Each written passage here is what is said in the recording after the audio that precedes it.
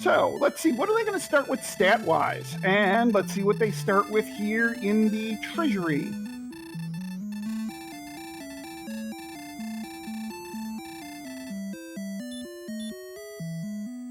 All right, so we have Fairy Water. We have Erdrick's Token. Oh, the Erdrick's Tease. I like that one. It was said in earlier rates. And we have, of course, a key.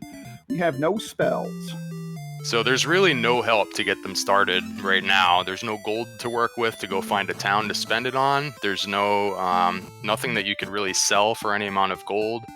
They have just the 9 strength to work with, and with 16 hit points and fairly low agility, they might be stuck fighting enemies as weak as a Drakey, possibly a ghost here.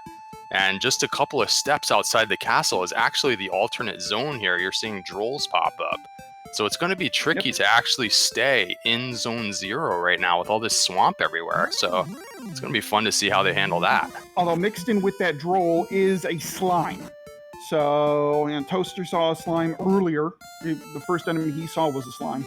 Yeah, it's funny. There's one tile out to the west of the castle, which actually might be Zone 0, but like what you'd have to do is actually walk in and out of the castle, which takes a few seconds each time. And I'm not so sure how long it would take to get an encounter. I like Lavkian's plan here of actually going north through the swamp, because it's likely that the north side of the swamp will be Zone 0, since just a couple steps south of the castle was the secondary zone there. So this is a good play. It's likely to find some weak enemies. Emptyeye with the Drakey, so that is one of the ones they're looking for with the low strength score. 2 Drakeys would take them to level 5. See if he can outlast this one, and he does. And it looks like Toaster is going a little south and west and runs into a wolf, and the wolf sends him back to start. And Jackimus has found the Big C, Charlotte Castle, but a gold man sends him back. Yep, and you can see Emptyeye kind of like taking cautious steps, trying to like skirt the regions within the safe zones. But even within the safe zones, the wolf is the strongest enemy you'll encounter and sends him home quickly. Lavkian kind of doing the same thing now, poking out to the east just to make sure there's nothing nearby. It's just that, you know, there's not much to find right now that would be useful. You know, no gold to work with. Pretty much need to find some slimes and Drakeys right now. We did see a Drakey earlier, so it is possible to get to level 2. Just a little bit of a chore. In theory. It is in theory. Oh, we get an excellent move from Emptyeye. Oh, was that a magician he took down with the excellent move? So level 2 for Emptyeye. Early lead over there on his race against Lavkian. Just the Radiant spell is learned, so not too exciting. I missed what the power gain was, but he's losing to a Magic Drakey, so it must not have been too significant. And we're going to have to do some more grinding. And just in case anybody is unfamiliar with any of the sprites being used here, AmazingToaster is using the sprite of Elena from Dragon Warrior 4. It looks like JackimusWedge is using the female, either Pilgrim or Wizard from Dragon Warrior 3. Lavkian is using the Princess of Moonbrook from Dragon Warrior 2, and Emptyeye is using the Metal Slime. Actually, Z-Man, we did get a good power boost. Level 2, we're up to 18 strength, which normally you'd be looking for some pretty decent-sized monsters within the first couple of zones here. Unfortunately, their defense power is still, 4. So even something like the Droll here might be a problem for Emptyeye. Even though you think you have the attack power, you're going to get hit really hard still, and their HP is still in the red. So if you can find a couple of more small enemies, that'd probably be the way to go right now. Looks like on the bottom race there, they're still struggling to get off the ground. Yeah, Toaster and Jackimus each. Toaster has 1 experience. I'm not sure Jackimus has a kill yet. And it looks like Lavkian just reached level 2. Yeah, so that race has evened up. He's going to get the nice power boost here. We did see the Magician in this Zone 0 up to the north of the castle. Magic Drakey popping up too. This is another example of one that you would normally beat pretty easily with 18 strength. Well, it does have stop spell, so that's a nice reprieve, because they would probably be doing a lot more damage than you'd expect. 4 defense power is very poor.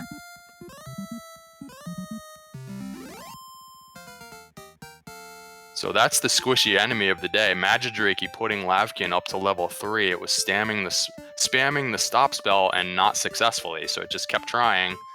Meanwhile, lavkian takes it down, so he's off to the races with 10 more power now. And some good grinding in his future here. All the enemies in Zone 0 will be easy targets now. Yep, and it looks like they got some agility, so they got some defense, and they have the spell of hurt, which is even, slightly better. I'm not sure which would be better on like these Magidrakies and Magicians, hurt or just attacking with the strength of 28. But either way, it's a nice alternative way to do battle. And he could even go over and find that Droll again now. 2 hurt spells oftentimes takes down a Droll. The Wolf would probably still be a little tough. They don't have a whole lot of HP yet. Although lavkian does go into the white now for HP here on level 4 with 33 HP. Taking an intentional death in the swamp just to revive his MP so that he can cast those hurt spells more often now. I expect him to maybe go to the northeast and find those Drolls. And also, so he has the MP to cast the Heal More spell, which was learned at level 4. Oh, is that right? Heal More. Okay. Oh, so interesting development on JackimusWedge's screen. Drakies have Dragonlord 2 Breath. Ooh, that's kind of gross, and it might be a low percentage, but because he saw it, he might end up avoiding that monster, just making it that much more difficult to get off level 1, since, as you said, I think the slime was in the secondary zone full of deadly monsters, so he might have some trouble if he avoids the Draki. Oh, and it's 50% DL2 breath. Thank you, trackers. That is a nasty surprise. Yeah, those are the kind of surprises you really don't like at all. I mean, that smile and that HP of 5 make you think that this is a really nice enemy to get, that 3 experience. Yeah, no. So as mentioned, the Wolf was just a little too ambitious for lavkian. Just its attacks were too strong, puts him back to the castle. But Emptyeye here has found a skeleton on level 4, so the hurt spell is great to use against the skeleton. He takes it down with the last couple of melee attacks since he's totally out of magic now, but almost at level 5, Emptyeye regains the experience lead slightly up on that top race, while the bottom race is kind of in a quandary.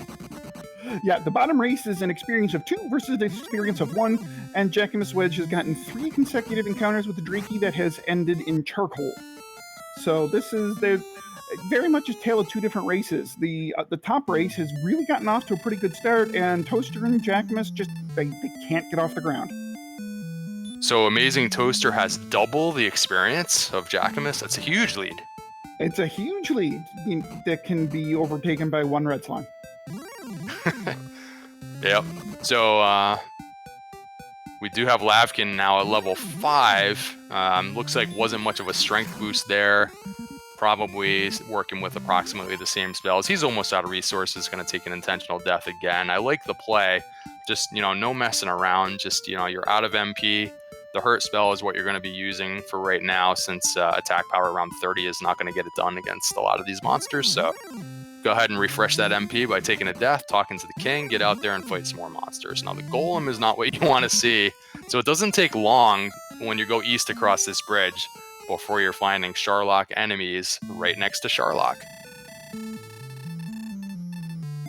And just to give Chad a little bit of a heads up, Jackimus did know ahead of time, going into this race, that his stream quality was not going to be the best. Apparently there's something going on in his general area. So as we like to say here, JackimusWedge's stream is being brought to you by Microsoft PowerPoint, when only the best in 1 frame per second streaming will do. It's sort of like those slow motion, the montages. You kind of seeing him slowly go across the screen. Still having trouble finding a fightable monster. That sometimes getting off level 1 is a chore. We didn't really have anything to work with. No gold to sell for a weapon upgrade or anything. Just have to use those fists with 9 attack power. Pretty much have to find that Draki and take your chances. I think there is a slime also that he's looking for up here amongst the tough monsters. We saw Emptyeye get a crit against the Magician. That's another possibility, but lavkian is going to go back to going after the Wolf. It's a little bit tough, but he does get the Wolf.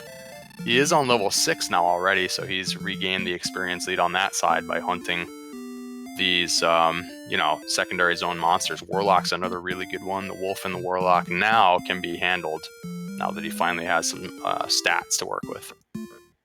It does look like Emptyeye has found the town of Cantlin. Ooh, does he have any gold to spend? Well, there is a bamboo pole available. Nothing to sneeze at there. 2 more attack power. Yeah, at this point in time, any little gain in attack power will certainly do the job.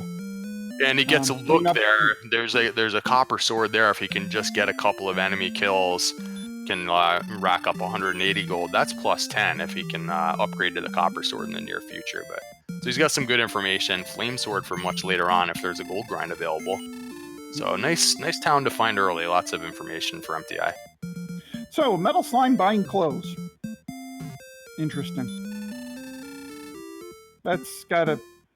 I wonder how that works. He must not enjoy, slithering through that swamp right out of the castle. So had to find some galoshes and, some rain gear.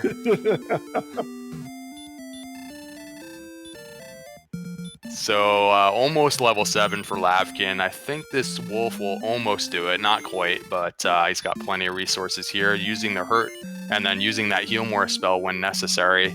The wolf is able to do somewhere around 15 damage, but they have plenty of hit points to work with now. So it doesn't seem to have any special abilities. So anytime you see the wolf in a desert region right next to the castle and it doesn't have any special abilities, that usually is a very nice early grind. You can get levels 6, 7, and 8 pretty quickly if you stay here. So it'll be a matter of when is it going to be time to explore and how many wolves do you want to see in the future here. Meanwhile, down on the bottom, we're still kind of, holding serve here. Well, except Jackimus did take down another slime. So we are now 2-2 in the bottom race. And Emptyeye finds yet another town. It's Breckenary, and he does have enough gold for the cheap inn, so that's something. Yeah, but can refresh his resources. It is Breckenary, and Breckenary has all the stuff, by the way. Flame sword, magic armor, silver shield for later, so one-stop shopping if you can come back here with all the gold. Yeah, and it's right by Canton, not too far from the castle. Yeah, very nice information for Emptyeye. All he needs is finding a way to get all that gold. Ooh, look, major development. JackimusWedge has killed a 3rd slime. He has now taken the experience lead 3-2 over AmazingToaster. 50% more experience. Wow, they are really struggling. That's got to be frustrating for both of them, probably feeling like they're way behind, and yet their opponent is in the exact same boat. So you never really know what is happening in your own race. And you could see just with a little bit better luck, they could be, keeping pace with Lavkian and Emptyeye up here in the top race. But unfortunately, they just can't get started yet.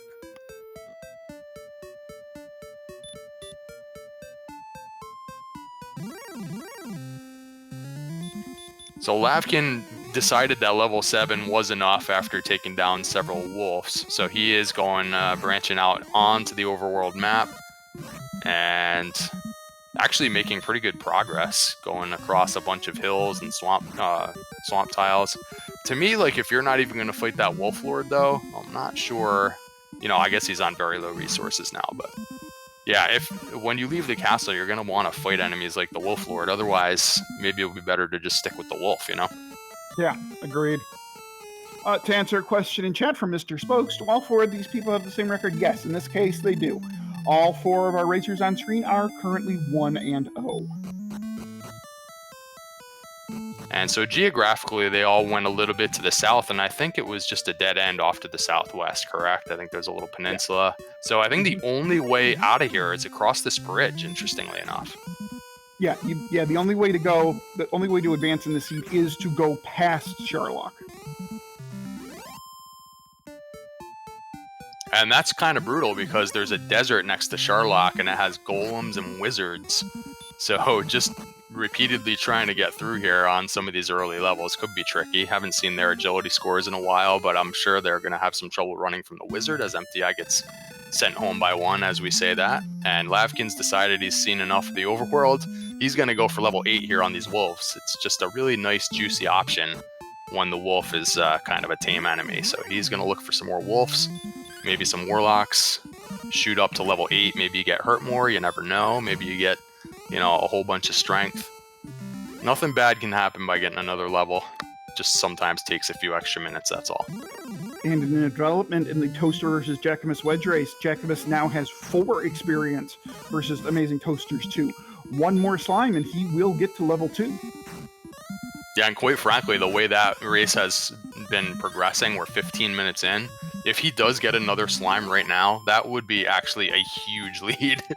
You know, that could represent a 10-minute lead in that race, just because they're both having some trouble. Once they get level 2 came with such a stat boost that now they'll be able to, take down some more of those enemies in that zone 1, like the Magidrakes and the Poltergeists that are there.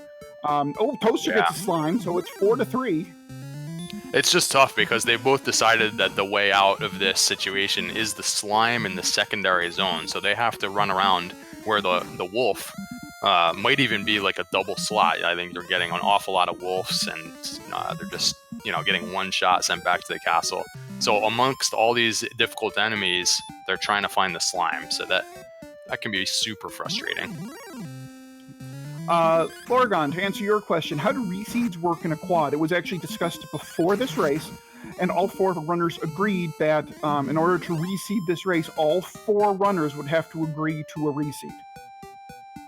So at this point, you don't expect a reseed, because Emptyeye and Lavkian have made enough progress that I don't think a reseed is going to be in the cards. Yeah, I'm actually still kind of interested in how Emptyeye continues exploring. He's finding a lot of things right now, but they're not immediately helpful. And Lavkian has decided to just grind over here on these wolves, and he's actually carved out a pretty nice lead with that method, while Emptyeye tries to get past all these wizards and werewolves and golems that are right next to Sherlock. He does successfully get past that zone again, but there just isn't much out here for him to do right now. He is carrying that copper sword money. If he can make it back to Cantlin, I don't remember how far that was, but a copper sword could be a pretty good advantage right now and could help him catch up in this race. And JackimusWedge has gotten to level 2. So he has gotten that nice little strength boost and should be able to start taking down, like this Magidrake, for example. And Emptyeye with the bamboo pole stabs the Wolf Lord for 52 experience. So it's not much of a weapon upgrade, but it's something, and he makes it work there. And Spargon, to answer your question, yes, all 4 of our racers are currently running the same seed. As you can see, to rather drastically different, distinct results, but yes, they are all running the same seed. So Lavkian does get level 8, and I missed what that was again, but he's decided once again that that's enough for him to get started. He was able to take on a couple of enemies, such as the Wolf Lord there, but he's out of available MP to use any more heal mores. There does seem to be kind of a lot of swamp around here, so it's a little bit tricky when you run out of resources, but Emptyeye does manage to carry this gold to Cantlin, and he remembers that the bottom shop has the copper sword and 1 hit point to spare. So what a hero walk. And does he not get the copper sword? He went with the chainmail. Did I see that right? I wasn't paying attention because I was distracted because JackimusWedge has hit level 3 and AmazingToaster has hit level 2. So it looks like that race on the bottom is now going to start picking up some momentum. All right, things are heating up.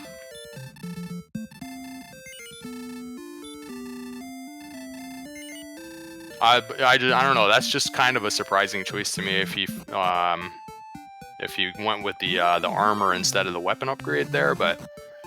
Well, but at the same time, their agility is so low, the extra defense power might actually help you because they do have the hurt spell.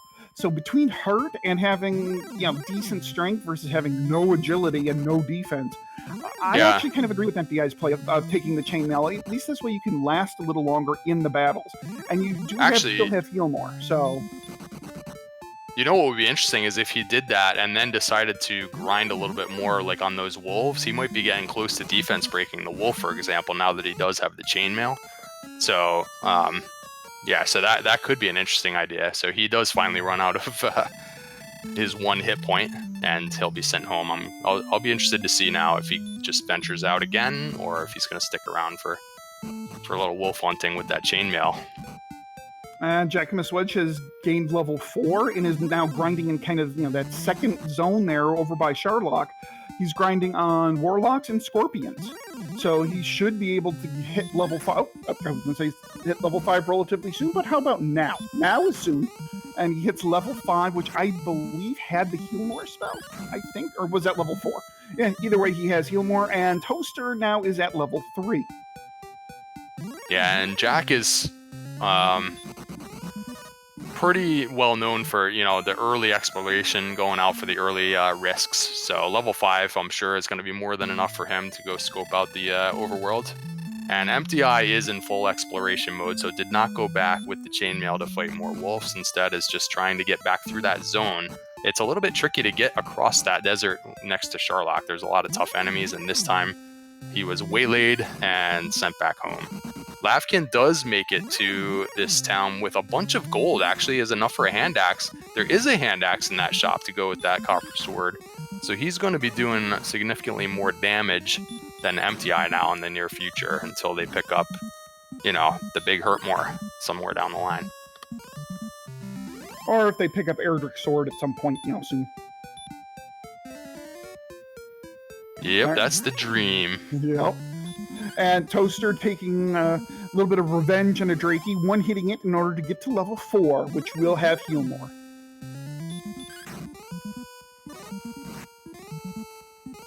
And Lavkian had spent all of his money except for 10 gold pieces, and goes to the next town and finds an inn for 6 gold pieces. So now he has full resources.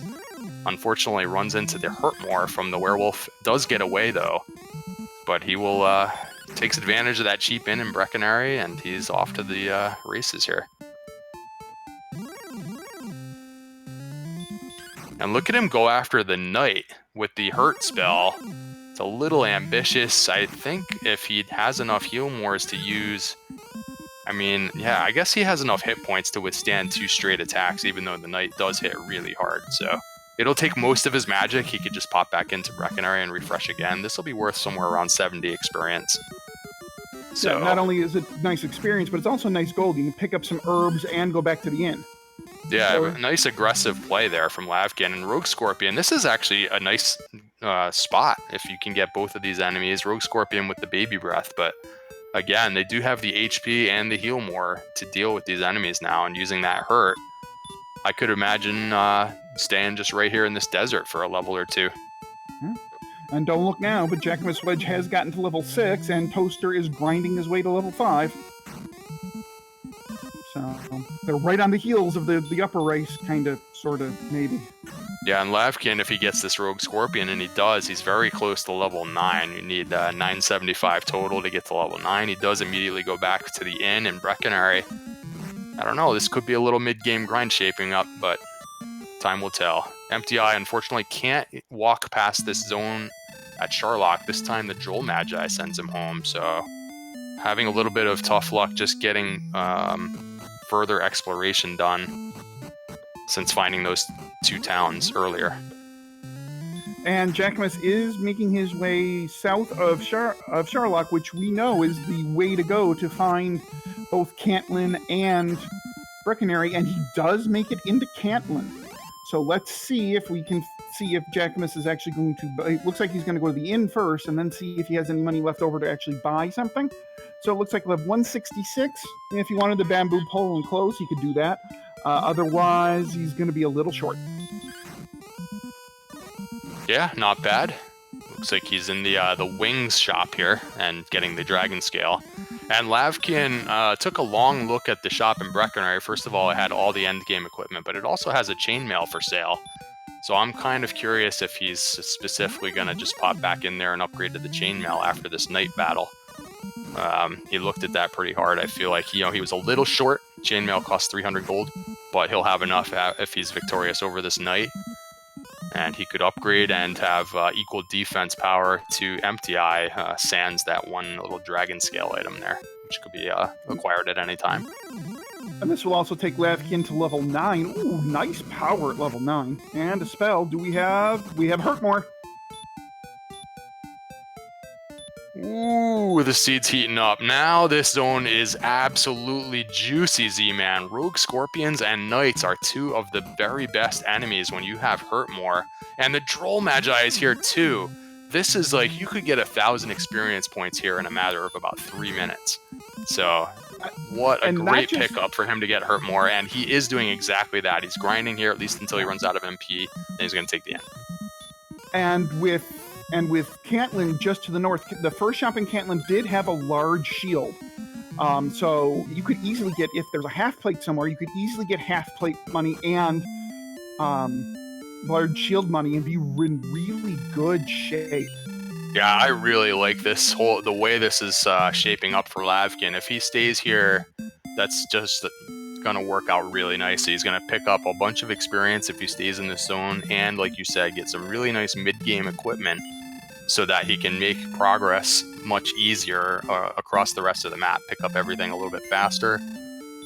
Just that Hurt More is going to be just open things wide open for him. 56 MP to work with, so that's plenty of castings of Hurt More for right now, and they'll just get more as they level up later. So he is doing exactly that, recognizing the zone has the Rogue Scorpion, the Knight, and the Droll Magi. Just a beautiful situation here for Lavkian. Emptyeye, though, is back in the shops in Cantlin, so he is upgrading again, I believe. Not sure exactly what he picked up there, but...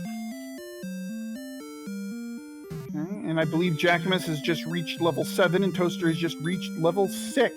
And it looks like Toaster is now going to start to do a little bit of exploring. Or nope, looks like he's going to grind in the western part of that desert there that is over by Sharlock. I'm still wondering what both of those runners must be feeling on the bottom race when it took them about 15 minutes just to get to level 2. And maybe even longer. And they must think that their opponent just found some way to get there so much faster, you know? I would think that given the relative rarity of the slimes down in that zone 0, that I would think both of them are probably thinking, all right, well, it took my opponent a while to get out because the slimes are so scarce. I'm probably right by everybody else. Well, I'm right by my opponent, I would think, because those slimes were not, they were hiding pretty well on them. They sure were. Yeah, that was a pretty tough start for them. And I don't know if you noticed what Lavkian just did. He cast the return spell because a little bit south of where Breckenary was, it just kind of leads to nothing. There's a dead end there. So it looks like they're almost running out of map to explore already. Maybe there's some sections a little bit further east from where Cantlin was. But pretty soon, it's like we're going to need the Swamp Cave so we can, find some more world to explore. Or, now there was another town on an Emptyeye screen that I think was, I forget where it was, but it was surrounded by forest. It wasn't Cantlin and it wasn't Breckenary. If that was Rimmeldar, then maybe that contains the keys and we have the Swamp Cave under Cantigil Castle. And that's where the progression lies. But we did see another town on Emptyeye side, we just didn't see which one it was. And Emptyeye is inching his way towards Hurt More, so he has to continue to fight these little medium enemies, these warlocks. He needs to avoid all these wizards and werewolves that are right over here next to Sharlock, the Magic Wyvern. He's got to get that level quickly because Hurt More can really extend that lead. We see Lavkian has extended to a 700-point lead already. Just all these nice enemies nearby. The Wyvern, of course, has the Dragon Lord Breath, as they say that. Looks like a nice enemy, and yet it's got a surprise. Now, that said, if you can, as long as the Wyvern doesn't get the jump on you, you can Hurt More the Wyvern and get that nice experience. And we have Toaster reaching level 7 and is continuing to grind the desert. Knowing what we know, I like this call. But even still, I'm pretty sure Toaster knows that you're going to have to grind quite a bit in order to get out of this original kind of area here. So I like this play by Toaster in theory. Look at this AI, Z-Man, for this wyvern and this seed. This is the ultimate jerk bird today. It's got the 75% heal more and the 75% deal 2 breath, and it just ambushed Emptyeye as we were watching lavkian get sent home by a wyvern. It pops up 5 seconds later and sends Emptyeye home. So, oof. Yeah, that's a jerk bird. That is the typical RPG jerk bird. Yeah, look at the difference here. Emptyeye has to avoid this wizard at all cost, and lavkian finds a magic wyvern and it goes down in 1 hit. So both enemies are worth a lot of experience, but lavkian has that hurt more. It's just when it appears in those middle levels, that early grind just pays off so tremendously. If you're the first one to get to hurt more, just huge advantage. So he does get that dragon scale that Emptyeye had earlier, so the equipment battle is similar now. He has the hand axe now, and Emptyeye still has the copper sword, but Jackimus and AmazingToaster don't have too much gear just yet. But they're getting there. They got some gold if they can find those towns. Yep, and they are definitely taking the same general theory here. They are grinding levels. I'm not sure what they're going to be looking for as far as a stopping point, but they are grinding levels, both Jackimus and Toaster. Yeah, it's just that zone is particularly good with the Warlock and the Wolf east of Tantegel in the desert with the high encounter rate. So sometimes you see that and you just, doesn't hurt to just get 1 extra level beyond what you normally would. So Jackimus is almost, I think, at level 8 now. Yeah, so he's progressed nicely since that early issue with getting off level 1. Jackimus does enter the town of Breckenridge and immediately goes to check out the shop and looks like he's going to purchase a chainmail. Oh, here's that town I think that you saw on Emptyeye screen for lavkian. Yep. And oh my goodness, and it's Rimildar. So all the pieces of the puzzle coming together for lavkian. He's got keys now, and that wasn't too easy of a walk to get there. So he's going to be the first, probably by quite a bit, to get keys. And we'll have to see what that unlocks closer to the castle. Every time I look over, though, Emptyeye is right here next to Sharlock. So this is a little bit of a gauntlet, just getting out away from the castle every time you die. It's unfortunately, he's had a few tough run-ins and has been sent home repeatedly. And Emptyeye is making his way over to that area where he knows that town is. So it's basically due west of the double town of Cantlin and Breckenridge. Yeah, and there's actually not a whole lot of landmass left to explore except going this way. A little bit south of Breckenridge was nothing. It just ended in a river. And Emptyeye has it on his sights. If he can survive these smallish monsters here, take a few more steps, he'll have keys just a minute or 2 behind lavkian, which is good news for him. Large shield pickup now for lavkian, so he's got all the mid-game gear. It's in good shape.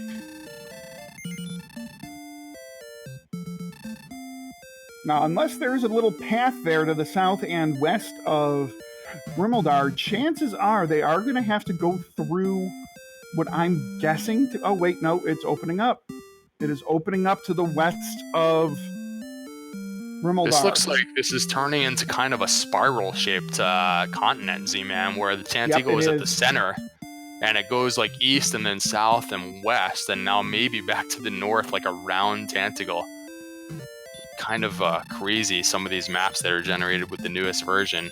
It doesn't quite go too far to the north yet, but yeah, we're running out of map here, it looks like. It's opening up now to the southwest, so still a little bit more to go in that direction.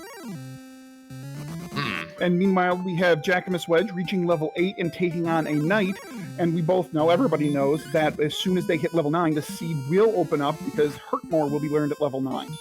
So the thing about maps like this, Z-Man, it's a really long walk to get anywhere. Anytime you get sent home to Tantegel, you can see how far you have to walk just to find like new territories to explore. So you really want to take extra care not to die in a seed like this. It's a pretty big penalty when you have to retraverse a long distance just to get back to where you were. And it looks like level 10 on lavkian's side yielded the spell of heal, a regular heal, which is actually really nice because their HP isn't really super high in this particular seed. So saving the MP by just casting heal is really nice. Oh, definitely. Sometimes when you're just, like in Lavkin's case, he has 73 max hit points, and sometimes that's a magic number where it, max DL2 breath is 72 damage. So if you take a little bit of damage in a fight, it's nice to just pop that heal spell and just get back up to 73 HP, just in case you get ambushed by that wyvern, you know what I mean? Yep. And I do believe Emptyeye knows that our very own Sparkover is tracking these matches tonight because he just searched a Sparkover bridge for the item. Of course, it yielded nothing, but... So Garenham for Lavcan, and we have our first quest item in the books beyond the token that was found at the beginning of the game. Stones of Sunlight in a chest in the town of Garenham. He just uses the keys that he just recently bought, and we have the Rainbow Drop Cave in the basement for later. It's going to need to get the harp and trade that in for the Staff of Rain, and then come back here later on for the drop. But he's writing some notes, obviously, making note of where this is that he can come back here for later. Mm-hmm. And JackimusWedge is very slowly but steadily making his way up to level 9. Toaster not too far behind him, only, about 150 experience, give or take? Yeah, so nobody has double the experience lead on that bottom race any longer. That actually looks like it's shaping up to be a pretty close race, as a matter of fact. They both got off level 1 in a similar manner, and they haven't really extended too much of a lead yet. I think that Jackimus is getting close to Hurtmore, though. So, yeah, whoever gets that first, it could be a thing, but if they get there at approximately the same time, we'll have a pretty good race down there. And Emptyeye has done a nice job of kind of keeping pace. Ooh. And, that could be something that would help him out on that race. Erdrick's Sword is right back in the castle. Now, we had a loaded Tantagel treasury. We had Erdrick's Sword, we had the Silver Harp, and we had the Fighter's Ring. Ah, wow. So, and if the Staff of Rain Cave is back here, they'll be basically done with the quest. At least in Lavkin's case, as soon as he comes home. But it's not the Staff of Rain Cave, it's a Dark Cave. And choosing to use a torch, it's going to be Swamp South. And I don't know if they have the outside spell yet, but if you use that, you can zip immediately through the opposite exit out the north entrance. But he is going to walk his way through. And if he has Hurtmore, he might even check out the spike tile here, but nope. Goes straight across. And look at this. Look at this destination. Bunch of small islands and bridges and oof. I wonder where you have to go. It is pretty one-directional. Got to cross another bridge. Seems to be the theme of the seed. And Hawksness for Lavkin, instead of returning back to the castle, he's keeping his position on the map. So he's going to go without the Erdrick Sword for a little while he explores all these new territories. And it's got enough HP to work with if it's a Hurtmoreable enemy. The Stone Man's kind of interesting. They don't have sleep yet. And they are kind of 50-50 to land Hurtmore. So what he does is he takes one swing with the Hurtmore and then tries to run, and unfortunately gets blocked. So just not having a good bit of luck with the Stone Man. That's kind of unfortunate. He's running out of resources. Not sure how close he is to get back to Rimmildar maybe and refresh and come back in. But he's reached a dead end to the south anyways, so he's pretty much explored the whole first continent, I think, almost. And this second continent, well, if this is a second continent over here for Emptyeye, really kind of throwing you in one definitive direction. And JackimusWedge does have Hurtmore now. So look for JackimusWedge's experience to go rocketing, and Toaster is not far behind. Another couple enemies should get him there too. And thank you for our trackers showing the Stone Man is the boss, and you can see that it has a max HP of 135. So in some cases, if you didn't choose to go with Hurtmore strats, you might be swinging at that thing for a while, especially in Lavkin's case, who does not yet have Erdrick's Sword to work with. Even sometimes 2 Hurtmores is not enough against the Stone Man when he has especially high HP. Remember, all enemies have a range of possible HP that they start with, anywhere from 75% up to their max. And Lavkin does find himself back at the castle now, and he is going to pick up Erdrick's Sword and the Fighter's Ring, which he puts on right away. Interesting that Emptyeye is going back through Swamp Cave from the castle. I didn't see how he got sent home there, but choosing, instead of running that gauntlet of difficult enemies right next to Charlock that you have to get to the rest of the continent, choosing to go back through Swamp Cave, and maybe this is a little bit easier on this side. So he's going to concentrate on Continent 2, while Lavkian is right behind him because he doesn't really have much left to do on Continent 1 at this point. And until he wants meanwhile, to go now back to Hawksness. the bottom race is picking up. AmazingToaster also has hurt more, so it looks like he's now going to start exploring in earnest. Probably be very happy with that decision, especially once he starts seeing the enemies around Cantlin and Breckenary. Now we'll see if he does a grind like Lavkian does. He has definitely shown the propensity to do some grinding. So has JackimusWedge. So we shall see what happens now. Toaster does take down a gold man, though, and does pick up some gold. So if he finds Cantlin and Breckenary relatively soon, he will have a nice little purse there to go buy some things to make his life a little easier. Nice. Goldman strats. You don't see that too often, but once in a while it can come in handy if you have something in mind you want to buy. We did see the Stones of Sunlight cave on the second continent for Emptyeye. It just had the dragon scale, so nothing too exciting, but one more chest that's been explored. And Lavkian has decided on his way through Swamp Cave to check out the spike tile. It was a lengthy battle with a stone man, so both mini-bosses on both spike tiles are stone man in this one, and he's going to go with the preemptive princess rescue. Doesn't yet know what is in Hawksness because he was not able to defeat that enemy, and he already has the token. So interesting play. There's really only a 1 in 3 chance that this princess will be necessary. I don't think have we seen Cole yet, Z-Man? Yes. Yeah. Yeah. Yes, we have. That was very well timed. Yeah. What we have here in the search spot. Now, given that we have the token in the chest, this might actually be nothing. But we shall see. This is... Yeah, he used the take command first, and you actually do have to search. The chests have been changed in the latest versions that you can use search or take, but the search spots you still do have to use search, is my understanding. So he corrects that, and he does search, and it was nothing. And so now, but yeah, so from Lavkian's perspective, he hasn't seen any of the 3 search spots yet. So getting the princess early, there's only a 1 in 3 chance that the armor is going to be on the map. But since he hasn't found the coordinate, he never did go back in for the coordinates. I feel like he might do that next, because he's venturing back out on the first continent, and that's one of the places that you end up in as you're traversing through. So stop in Cantlin, get those coordinates, and start using the princess. And then meanwhile, here on the bottom race, AmazingToaster has basically pulled even with JackimusWedge in experience, as Toaster is doing a little bit more fighting right now than Jackimus is. Jackimus is doing a little more exploration. Toaster is doing a little more fighting, but Toaster does find Cantlin. So chat telling us that actually Lavkian was killed by the stone man on the way out, so maybe was not able to rescue the princess. So I apologize if I got that wrong. I saw him in the throne room. I kind of assumed he was just returning the princess. He is going to get the coordinates, though, so may or may not be necessary. Well, there are coordinates. It could still be the fairy flute. Wow. I don't think there's a way to count that. Yeah, not on this map. This map is pretty windy. No, I would definitely say that if it is the Eredrix armor, we will see Princess Rescue here.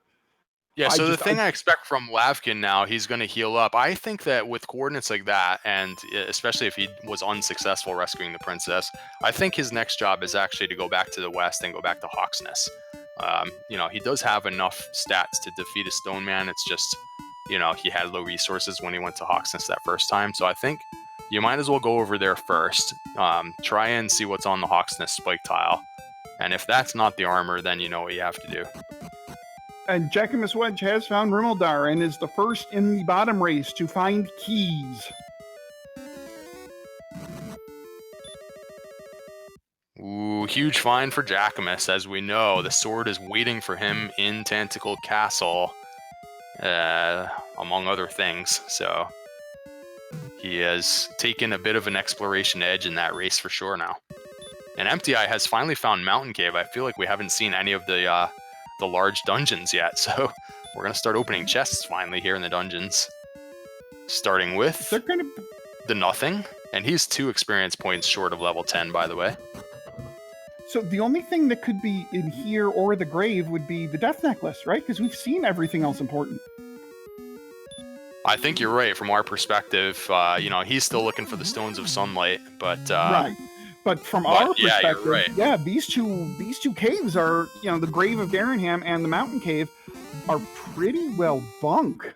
You know what's interesting is Lavkian is never going to have to go into those caves. He has the sword already.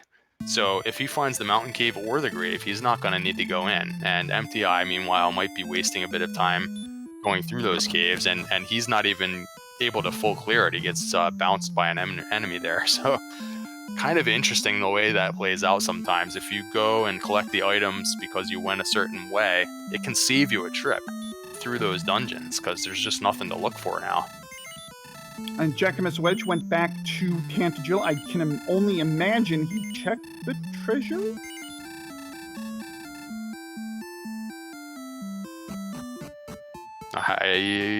I missed that, but yeah, it would be unusual for him to have a bunch of keys and then just only go into the basement first and not the treasury, but some players might do that in case there's a gold grind. You might want to see if this is like Mountain Cave in the basement first, and then you're automatically getting the gold grind if there is one back in the treasury. So it's possible he skipped it. No, there is no gold grind in the treasury, though. There was, what was it? It was the harp, the fighter's ring, the sword, and I think like a torch or fairy water or something random. It wasn't gold. Yeah, but in other words, like if you take a death and you're in the throne room, maybe in his mind he's checking the basement to see if he can like initiate one just in case there is one. Because once you open the chests, you have to exit the castle for them to respawn. So who knows? Now he's back in the. Oh no, wait, there are no chests there, so he has raided the treasury. All right, so he does have the ring, he has the harp, and he has the sword. Lavkian's going to heal walk his way towards full power to defeat this stone man here so that he can get this princess. He's also might be trying to eke his way to level 12 before facing the stone man. Needs just not 11 more experience points. A droll would do it.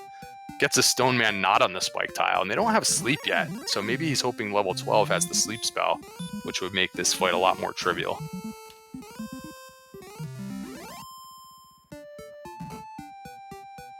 And Toaster, you know, I think we should just call that the Desert of Death around Sharlock, because it has wiped out these runners. The only runner really hasn't wiped out over much is Lavkian, but Emptyeye, Toaster, and Jackimus have all gotten wiped out by that desert over there by Sharlock.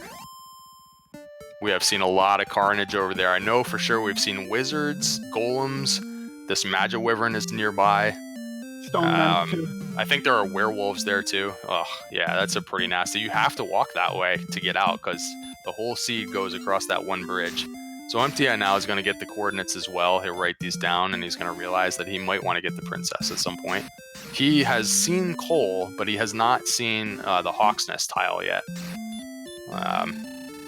So he may end up searching for Hawk's Nest before deciding whether or not he wants to get the princess and figure out where these coordinates are. I can't even tell if those are on first or second continent. This map is so crazy.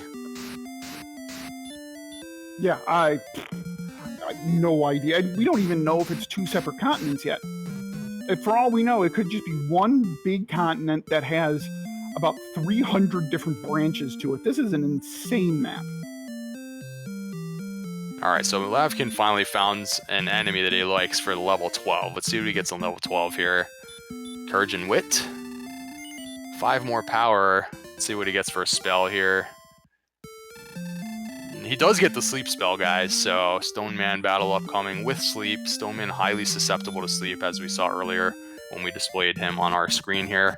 And is he using the sleep strategy here?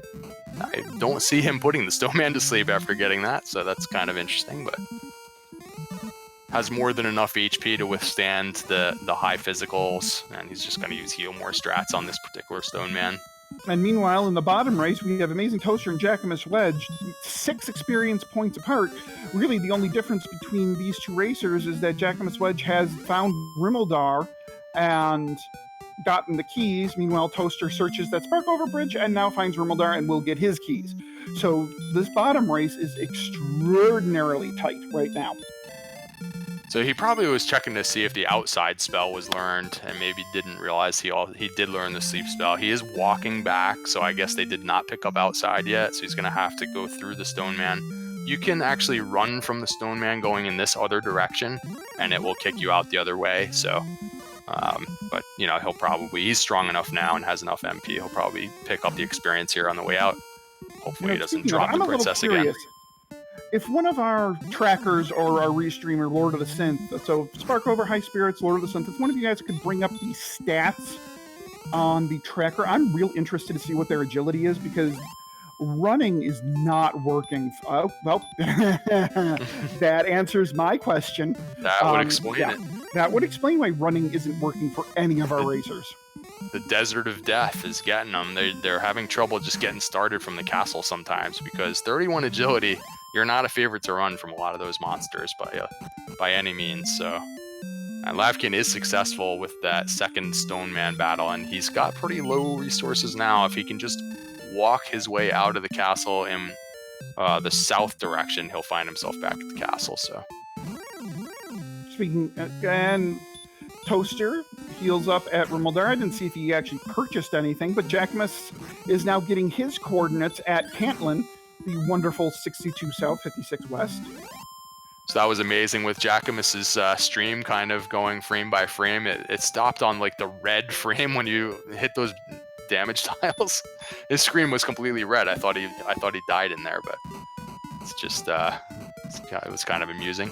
So lavkian is successful with returning the princess, so he's officially about to get the GPS momentarily. Emptyeye back in Cantlin finally gets his way through that gauntlet, and maybe some more upgrades here. 1300, if there's a half plate, you're certainly looking at that. A little out of the, well, I was going to say broadsword, but yeah, they don't need the broadsword. There's also a third shop here, by the way. I'm not sure if he ever checked it, but he does have keys now, so that's always an option. He was looking for that large shield. Okay, so large shield for Emptyeye. So there we go. That should help with that agility issue. Not the agility so much, but, you know, agility translates towards defense power. They have very poor defense. I mean, they could be casting Repel if they had it and still be running into things like Droll Magi. And, you know, I don't know. It's kind of unusual. So something interesting to note here on Toaster's side, I believe of the 4 runners, he is the only one to get to Rimildar, buy keys, and make it back to Cantlin to get the coordinates without dying. Oh, nice. That's pretty good. And he has some money to spend, it looks like, but he's going to get those coordinates first, see what he wants to do from there. But I'm trying to think. I really think lavkian is going after the armor in any way possible. He's probably going to head back towards Hawksness soon to take on that Stone Man. And I'm wondering, now that you mentioned that, if that was part of kind of a plan of his, because to get south and west where the coordinates are, you pretty much have to pass by Hawksness, I believe. So right. Assuming it goes far enough to the south. I'm not sure, again, if it's on the second continent, but yeah, you're right. It goes that way. So. Yeah, so, you know, as long as, you know, if the armor isn't in Hawksness, then just move along and keep on going toward that armor, which then will be on the overworld. We'll see.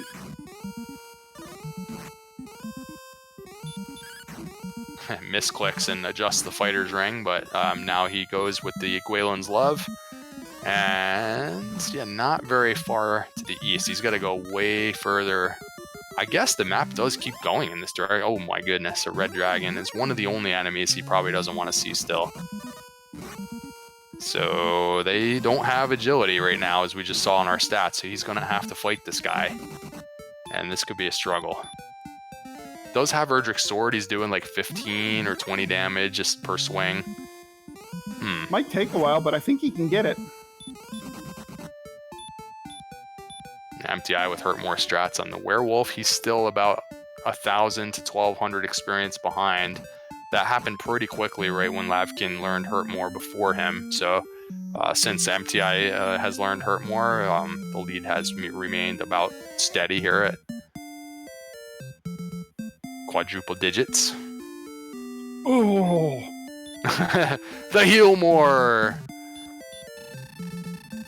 Somehow Lavkian is not in that battle anymore, so moving on towards where the armor might be. If it's the armor, I guess he's still not sure if it is. But he's going to search this first before going to Hawksness. I'm kind of surprised. well, he's not far from it here. Yep. So this is kind of an annoying enemy if it's a Sharlock enemy, because a lot of times when you do have a low agility seed, kind of the answer that people have come up with, especially if you're getting in there with relatively high attack power, is you want to fight your way through these red dragons and Sharlock so that you don't repeatedly fail your run attempts and deplete your magic. Problem is, if you do that and it casts Heal More all the time, then like you're just never going to kill it, you know? So that could be brutal in Sharlock. Lavkian mere steps away from the search tile, gets fun policed back to the start. That's actually a pretty big setback, yeah, because that's really far out of the way to get to that overworld spot, and he was very close to it.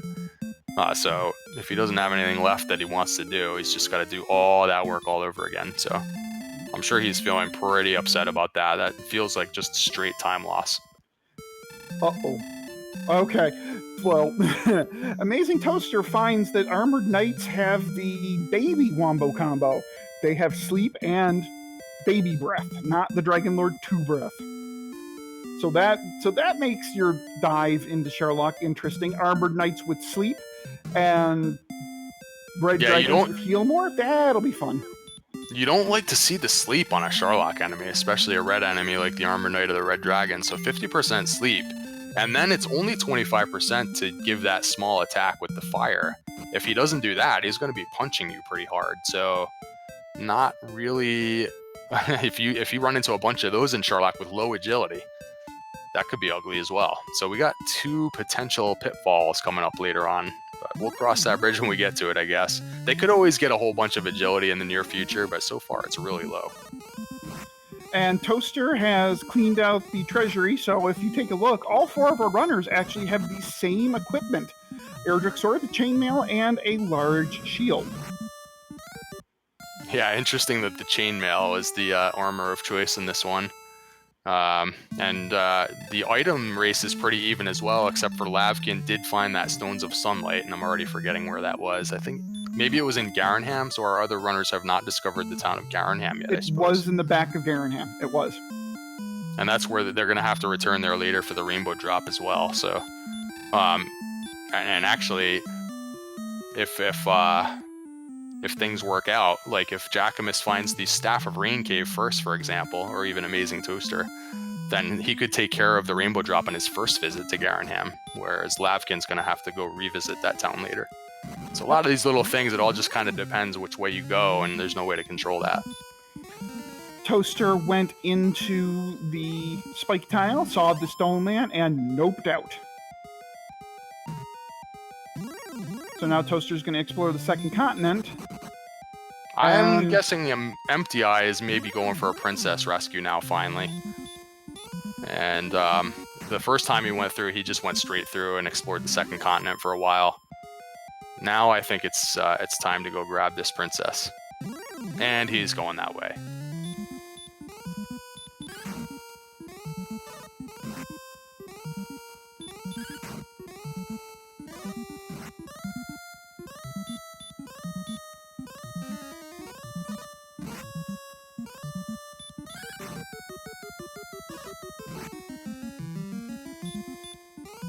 JackimusWedge finding this red dragon. Oh, gets away from the first time. We're having some discussion about whether Jackimus just picked up the armor on the overworld. Could he have actually counted that out? Because I didn't see him go rescue the princess. So I didn't see him rescue the princess. That would be very impressive if he did that. That would be. And we have Toaster finding a cave. We have the Vanilla Stones, the Sunlight Caves. Okay, so that's where that was. Yeah, that's up on the second continent. So I think that might be the only thing up on the second continent, if I recall. Emptyeye had seen that earlier. Just the dragon scale there, so nothing exciting. But Lavkian's not even looking for those things anymore because he has all the stuff that you would need in treasure chests. So he didn't get into the Stones of Sunlight Cave. I didn't see him navigate the Tablet Cave, and he didn't do either of the major dungeons.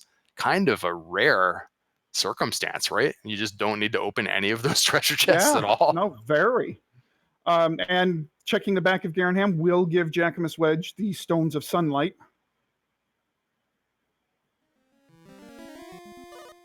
So that Staff of Rain Cave is still pretty elusive.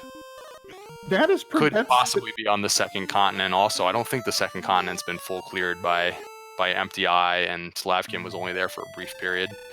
Well, Lavkian has the Erdrick's armor, which apparently was in the overworld search spot. And we're going to find out any second now if JackimusWedge does have it, because he's got to go... Oh, of course, he's going underneath and not over the swamp.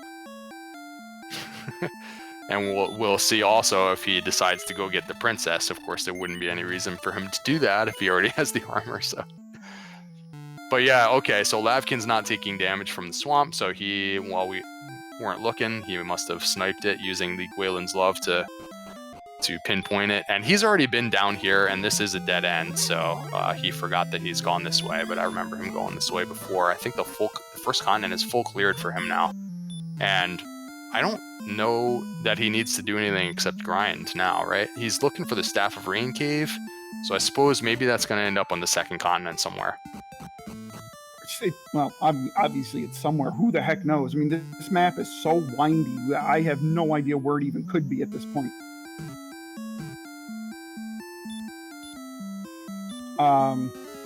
And AmazingToaster is in the second floor of the mountain cave, which, again, we know at best it will have the death necklace, but in all probability, it probably has, nothing of any value at all.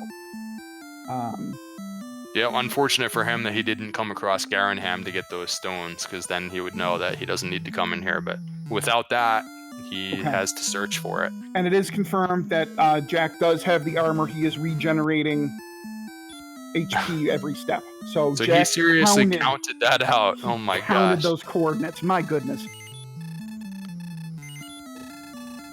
So interesting Lavkian move is what we're saying from chat, and I missed exactly what that would be referring to.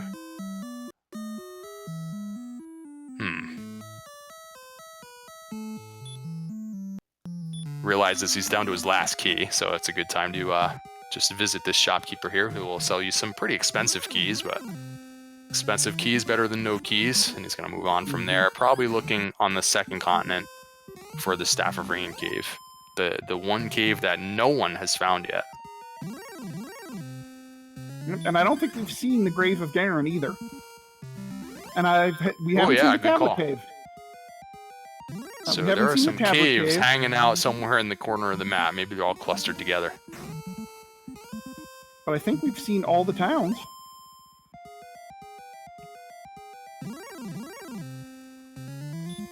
And it is confirmed that the mountain cave is useless. Just a bunch of junk. Yeah, and I'm not so sure that this is going to be a Death Necklace seed. The HP hasn't gone up that quickly, and strength has not been too much of an issue, I don't think. It's more of like an agility problem right now when we're looking at endgame. So it doesn't seem like it's... I mean, you never know. So if you come across it, you're happy to find it. But if our runners never end up looking for it, I don't think it's going to come back to hurt them. But we'll see what happens when we get there. It's just amusing where you pop out from the other end of the swamp cave here with Emptyeye in this series of islands where he has to kind of wind back and forth through these narrow passages. Yeah. Just looking for that Staff of Rain Cave, mostly. And he still needs to find Garanham, which is completely in the other direction on the first continent.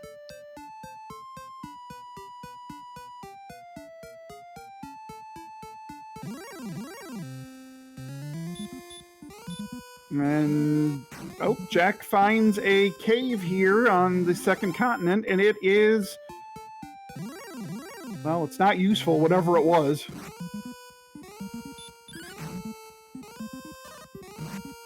It Yeah, was well, either, from his perspective, yeah, he doesn't need to search any dark places. He's looking for the staff cave only. right. Yeah, So maybe it was the grave or tablet. Doesn't matter which, because he knew it was useless.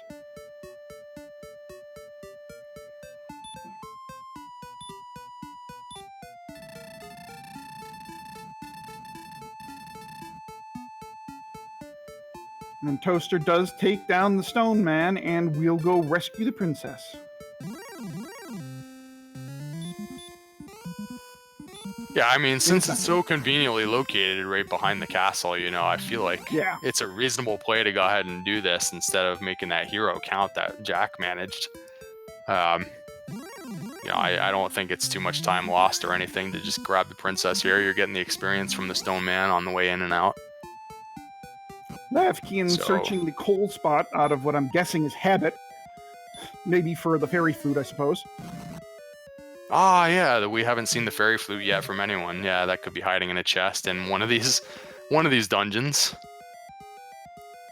It's always possible, along with the death necklace. Emptyeye is going to go back into Mountain Cave again, so he keeps getting sniped. I guess there maybe are red dragons in here. Because this is the third or fourth time I've seen him come in here, and that's super bad luck for him. Bright green. The stones were in the back of Garanham. They were in the 3 chests in the back of Garanham.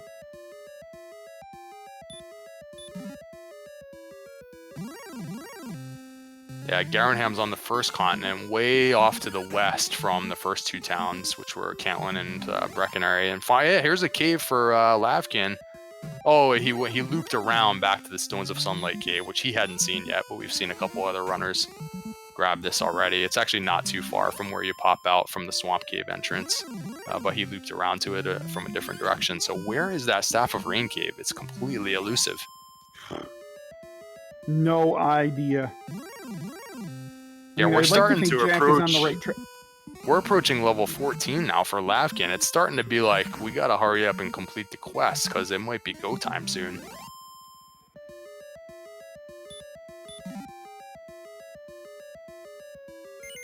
And Toaster is going back and forth for looking for an enemy? So Emptyeye gets the last chest in Mountain Cave finally, and it's just a torch. So yeah, there are red dragons in here. I guess that's been the issue. Can't really run from them right now with these agility scores. It's pretty difficult to fight them. Taking pretty big damage from this red dragon again. So yeah, and it looks tough times for Emptyeye in the Mountain Cave. Yeah, and it looks like Toaster is just looking for some enemies to kill. He's right near level 13.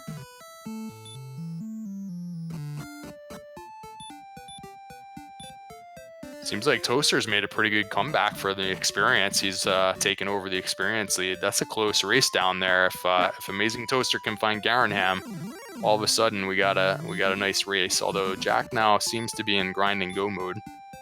Gonna take his shot at the Hawksnest grind here for a little while. I assume he didn't get the Staff of Rain yet, but his stream's a little on the choppy side. So I'm guessing he just went to check the spike tile to see if it was a grindable enemy. And Toaster does get level 13. Yeah, I'm wondering if he was just checking to see if it was a grindable something. And when it comes to grinding enemies, Stonemen are kind of one of the ones you don't really want to grind on unless you have no choice. They don't offer a ton of experience for the amount of time it takes to defeat them. So he was probably hoping that there was something better than a Stoneman there, which of course wasn't. Yeah, you're absolutely right. They're kind of semi-resistant to hurt more, so you can't use quick strats like that. They have so much HP that it often takes 4 or 5 hits to take them down. They do hit semi-hard, so you're healing during battle and wasting resources. So yeah, it's usually not the greatest grind. You're absolutely right. And in this case, I think we saw earlier, it doesn't have any special abilities, so it's just going to keep punching you and doing damage. So that's kind of rough. And unfortunately, both spike tiles are Stonemen. So if they do need, several more levels, I'll be kind of curious what they're going to decide to do about that. I'm guessing it's going to be a level 1 Charlock grind, because the Charlock is so close to Tantagel that they can just kill enemies on the first floor, die, and go right back there. Or maybe do that Desert of Death over by Charlock. Yeah, there were some hurt moreable enemies there as well. I like either of those plans, especially. It seems like anything's better than the Stone Man. The advantage with the Stone Man is that it's a guaranteed encounter. So you're just taking one step. There's no lost time looking for another encounter. So that's why you typically do look for those spike tiles. It's just that the Stone Man happens to be on the slower side, but it is a spike tile, so we actually might still see some of our runners using the Stone Man later on, but maybe not all of them. We'll see. And taking a look at their stats, I mean, everything here is, all the stats are pretty reasonable except for agility. Now, yeah, that's what I was saying with lavkian getting 14 now. It's like he needs this Staff of Rain cave now because it's like, it's almost time to go here. We're not there yet, but it's close already. So the more you're looking around on the map and you can't find that thing and you're continuing to repel all the monsters, so you're not really getting experience very quickly, this becomes a little stressful when it's like, you know, I could be in Charlock right now going for the Dragon Lord and I'm still looking for the Staff of Rain cave. And I think something else we need to consider as we move forward here, there was no gold grind available, so Silver Shield is pretty well off the table. And given their absolute garbage agility, that Dragon Lord is going to smack them around something fierce with the attacks. Yeah, right now they're dealing with the large shield. I think everyone maybe did get the large shield by now. So yeah, they all have the large shield. At least there was that. Can you imagine if there was no large shield? Sometimes no shop has the large shield, and it's just yeah, right. It becomes pretty gross. I feel like the seed has been kind of on the fair side. It's not been like super painful. There's been some challenges, especially getting across that gauntlet right next to Charlock. And, you know, having to deal with these red dragons on the overworld with very low agility, like we see Lavkian doing here. But all in all, you know, we're only an hour and 10 minutes in, and if Lavkian can find the Staff of Rain cave soon, he could be in Charlock in the next 5 minutes. Right.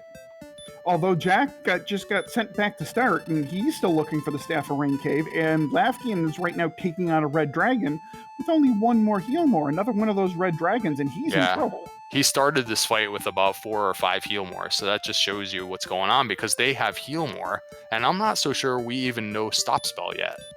And he just deals with it by getting an excellent move finally. No, they do know stop spell. He used it on the red dragon.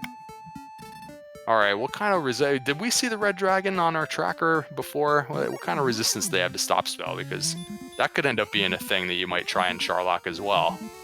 I want to say, was it 2? Since you can't really run from them unless they start getting more agility, you might not want to run from them. So if you do want to fight them, you're probably going to want to stop the heal more spell, right? So they have a 5 out of 16 chance here of resisting if you do cast stop spell. So about 2 out of 3 times you will be successful. So we could potentially, I mean, assuming the agility score stays in the white here, like for Lavkian on level 15, for example, if you get 0, you might want to use some stop spell strats on red dragons if you have some MP to spare. I mean, it's that could be kind of nasty. We don't know yet what's in Charlock. It's a randomized set of enemies in each of the 3 zones that are in there. So sometimes the red dragons are just on vacation and they're just not in Charlock, which I'm sure they're all hoping for that at this point, but not sure if they'll be so lucky. Lavkian finds cave, but it's dark, and that's not what he's looking for.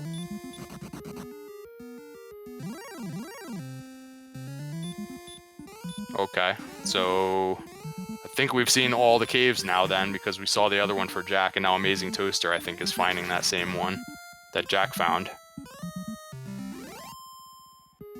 Casting return and getting the heck out of there.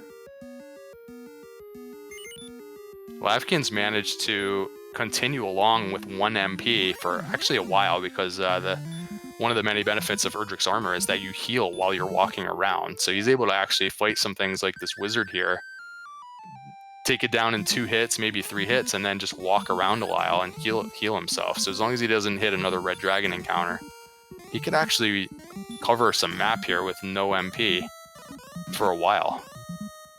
So getting that armor is huge in a lot of cases. Emptyeye does confirm that the search button Hawks was in fact the fairy flute.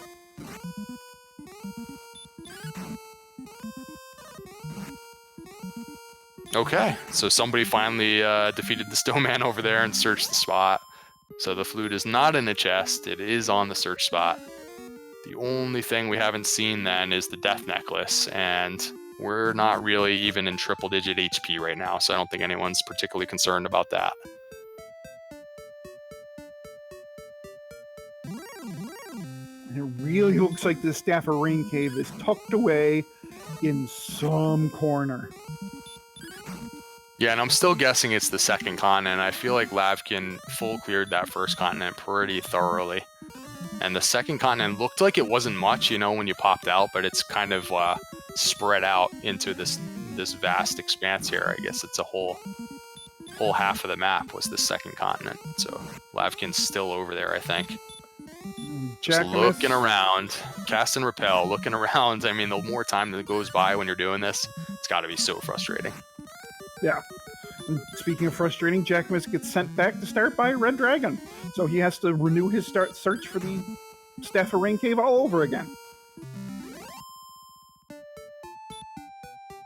Yeah, and again, like we talked about earlier, because of where Tantigua is on this map, every time you die, it's a pretty big penalty. You have to walk a long ways to get back to where you were just searching. You know, you got to go across here, and you got to go down here and past these two towns, and then, you know, just to get back to where you were. It's a pretty long walk.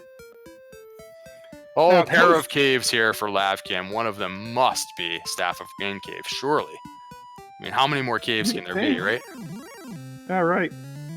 And it was way off in this peninsula on the forest. I think he was on the second continent, and it was way out on a peninsula. So the quest is basically complete for Lavkian. He's going to have to go all the way back to Garanham now. So right now, I expect maybe to cast Return or use some wings. Okay, what's he in here for now? Just checking to make sure that was indeed the tablet cave. I wonder if he was looking for a death warp. Did they not know the return spell yet? He doesn't have he doesn't have an EMP. That's hilarious. And you can't even die in the swamp because you have Erdrick's armor. So, yep, and finds an enemy that's going to do the job. I do believe McGrew is watching in on this race tonight, and I do want to say, McGrew, I want to see this map. Post it in Discord, please, because this is a brutal map. Certainly seemed like it started off like a big spiral. So lots of walking. So the Demon Knight does the job. So he's going to get back to the castle. So he's kind of halfway to Garanham now. So now he's going to make that big walk that we just saw Jackimus do, where you got to go all the way east past Charlock and all those nasty enemies. Although right now I think he can handle all of them. Then take a south and then west past Garanham, or not Garanham, past Cantlin and Breckenary, and all the way west to where Garanham was. Yeah, and Toaster gets sent back to start by a Red Dragon, so he's got to do that search all over again. So as it turns out, the timing here actually is working out pretty well for Lavkian because he's hurt mooring some of these enemies en route, and he's only 100 points away now from level 15, which it's pretty possible that it could be go time on 15 if you get, you know, let's say 8 or 10 more power and, you know, some hit points and things of that nature. Maybe we're looking at 16 more likely, but it's nice that he's probably going to pick up this level now. He may not even have to figure out where to grind at all. We shall see. Okay, Toaster hits the waypoint of Rimuldar. That bottom race is interesting because the experience lead is very close still, but Jackimus did get that armor quite a bit before him, and that required getting the princess. For in AmazingToaster's case, he got the princess, then he's got to track down the armor. So that was kind of a lot of extra stuff. Not sure if he ever did AmazingToaster get the armor, or does he still need to do that? Yet. Yeah, so Jackimus is ahead in items, but and we did get level 15. For Lavkian, and the attack power is there. The HP is absolutely not. Yeah, we have some green numbers there. We have, you know, you could win with 97 hit points against the Dragon Lord. The agility score is very bad. So it all depends. Like if this is a borderline level, like it probably is here, 132 versus 104, looking at my handy chart, and it's kind of borderline. If you run into some enemies that you like, the red dragon that you can't run away from, you might be burning some magic on the way down. So the dive is not looking very pretty, and the defense power is very bad. Right. So not only will you probably be burning heal mores on the way down, but then you have to worry about Dragonlord's attack doing more damage than his breath. So 97 doesn't guarantee you a heal more attack pattern every single time. Right. With an attack power of 132, you're looking at what? Damage range 8 to 16, and you don't have enough magic for it. You just don't. Yeah, I mean, you do in theory if you could, have the perfect Dragonlord fight with all your resources, but yeah, like you said, you could get hit here, I want to say for 52 or maybe even 53 from the Dragonlord. If that ever happens, you're basically dead because you only started with 97 HP. It would be an aggressive decision to go in and try and win at 15. I feel like Lavkian knows that if any of these monsters are in Charlock, you're just not getting through there because red dragons have heal more, 75%. So fighting through the red dragon is way more difficult than normal. We saw what did the armored knights have? Something nasty. 50% sleep. Dragon. Oh, it's sleep. 50% sleep. Yeah. So he's gonna. So far, it looks like he's gonna get an extra level. So I'm looking at the map that McGrew posted in chat now, and oh my goodness. So you start at Tantagel, you have to go around to, you have to go south down to the Cantland Brecconary over, Cantland Brecconary, west to Rimmeldar, then you have to head southwest, then all the way down to the south of edge of the map, all the way back east, south again, west to the edge of the map, or east to the edge of the map, up north, around a mountain range. It's a humongous. it's a double S. That sounds like a long walk to me. My goodness. Well, Lavkian has made his way all the way back to Garenham now, so he is officially ready to go. He's got the rainbow drop now, which is the item that you need to actually get into the final dungeon. He's going to cast return, and maybe is thinking of, like, I don't know now. He's returned. So I'm very curious what Lavkian does next here. It looks like he's going in the direction of the Swamp Cave Stone Man grind to get one more level before even seeing what's in Charlock. If it were me, I might want to at least see what's like in the first zone. You know what I mean? Yeah, I would too. Because you can have Star Wyverns there, you can have werewolves there, you can have green dragons there. Yeah, I mean it's not out of the way. Charlock's reasonable. Right there. Yeah. Even blue dragons would be reasonable, I would think. In terms of grinding, and also just get a scouting report on what your dive's going to be like. Maybe you don't need the extra level if it's a super soft Charlock, But he's going to go ahead and get some Stone Man corpses under his belt here. It's going in that direction now. So this is actually kind of an interesting endgame scenario, Z-Man. Like, we could have a scenario, for example, where Emptyeye tries to win at 15, and Lavkian's going to 16. So all of a sudden, that could be a close race. Jackimus is known for taking huge risks in all his races. So he could easily be diving for game at 15, just hoping that he's going to get there.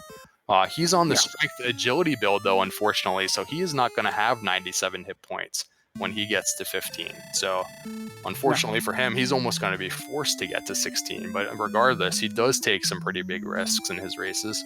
And AmazingToaster, I'm not really sure what he's going to do. So everybody has an opportunity to maybe jump ahead of their opponent if they want to be aggressive and their opponent's being conservative.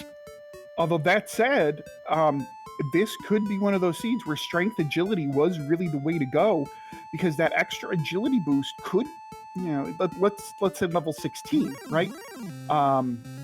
He's going to have to go because of the HP. But let's say level 16 gives you a decent agility boost. Maybe that agility boost gets him to the defense power where the Dragonlord will only do 48 damage, in which case then he can go on a lower HP than the strength HP build could. And maybe he'll be running from some of these monsters just one turn faster, saving the heal more because he was able to get away when the strength HP builds would have been blocked. You know what I mean? So, yeah, the agility in a seed like this could be a pretty big factor. It's just that it so happens that the HP is right on that cusp where you don't want to see it. If you're choosing the agility build, he'll have no choice but to go to 16. He's just not going to have the hit points. And it looks like Toaster is closing in on the coordinates for the armor.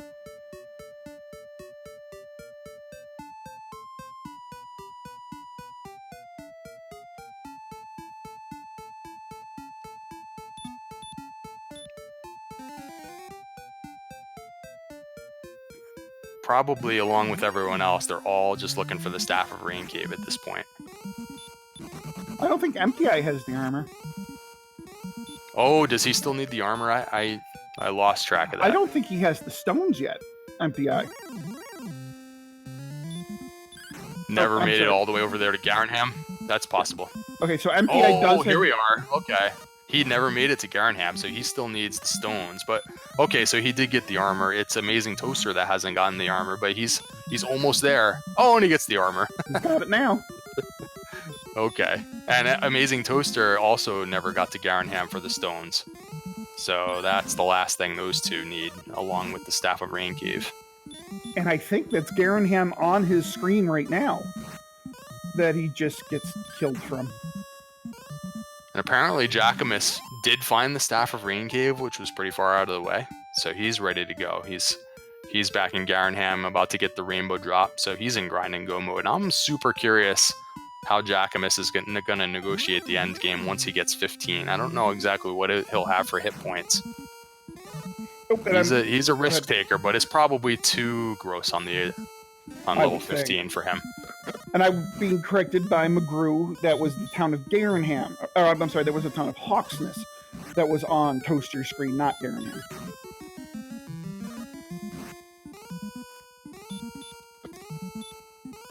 Yeah, so this is yet again on Emptyeye's screen. He's done a great job of fighting all these enemies and getting experience. He's about to get level 15 soon and still needs a quest item. So again, that same frustration that Lavkian was going through, but even double, because he needs the Staff of Rain Cave and Garenham, and he's almost ready to go. Meanwhile, Lavkian needs this Stone Man plus one more in order to reach level 16. Yeah, so what would be the dream for Lavkian? You want a little of everything, really. You want some more HP to make it more reasonable. You want more attack power for, some extra healing to have in reserves. Let's see what he gets. And agility would be fantastic. 4, 3, 5, and 3. Not exactly what he was looking for. But it actually... Yeah, oh man. I think he's going to go for it, but this agility score is so nasty. This is so borderline. So 136 and 107. Let's look at that ratio first. With 136, you're doing 9 to 18 for a 13.5 average. Takes maybe about 12 swings to get it done, so you need about 10 heal mores. So, I mean, he does have like 3 extra heal mores in theory, but there are red dragons all over the first floor of Sherlock.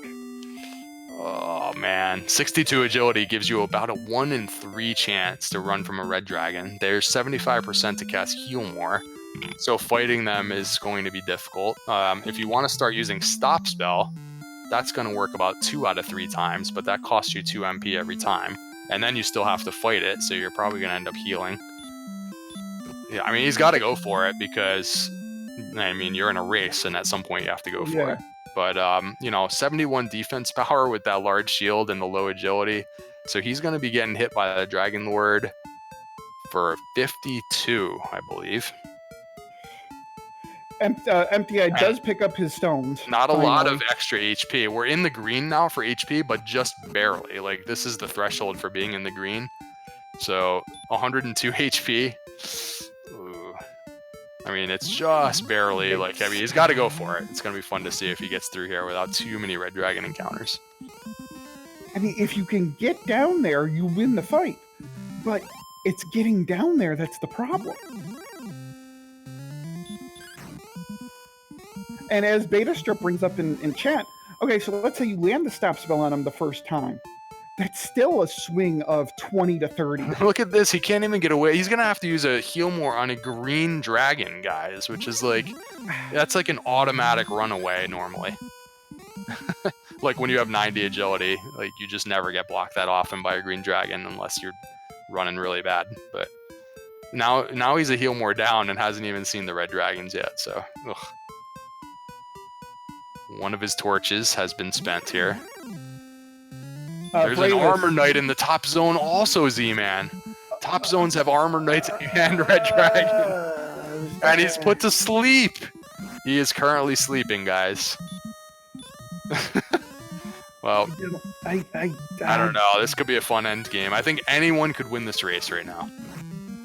It's going to be whoever takes the time and grinds to a safe level that wins this game. Because 16 is not safe. It's just, I mean, if you get down there, perfectly safe, but it's getting down there that's going to be the problem. Yeah, I mean, Lavkian's already down one heal more, and I don't know. I feel like he just used some. Did he use a stop spell or something? Because now he has 97 MP. He used a stop spell on the armored knight. Oh, now he's going to use a stop spell on the red dragon. I do like it because he does land the stop spell in the first try. Now he does have to heal. And as soon as he gets the red dragon in the heal more range, it will probably start healing. Well, he gets the excellent move, so it's moot in this particular case. But it's really a magic-intensive dive. Is he going to be able to hold on to the rest of the magic? If he burns one more heal more, this dive is over. Can he get off this first zone? Maybe the next zone is easy, you know? This stairway coming up is the end of the zone. Can he get there? But no, it's an armored knight. Ooh, uses a stop spell. He has a little bit to work with, and he does block the spell. So I didn't catch what the resistance was for the armored knight. We saw it was 5 out of 16. Oh, it lands every time. Okay, stop. Yeah, it was 0 for the armored knight, and it was 5 out of 16 for the red dragons. Stop spell strats are gold then on the armored knight, because you do not want to get put to sleep in Charlock. That's like the worst thing. Yeah. So he's got a couple of more stop spells to work with. I suppose he's going to use one here. Oh, he just used another heal more. I don't know. This is starting to look ugly. He may have to try and get 17 on the way down now to have a chance. Otherwise, it's Redive City.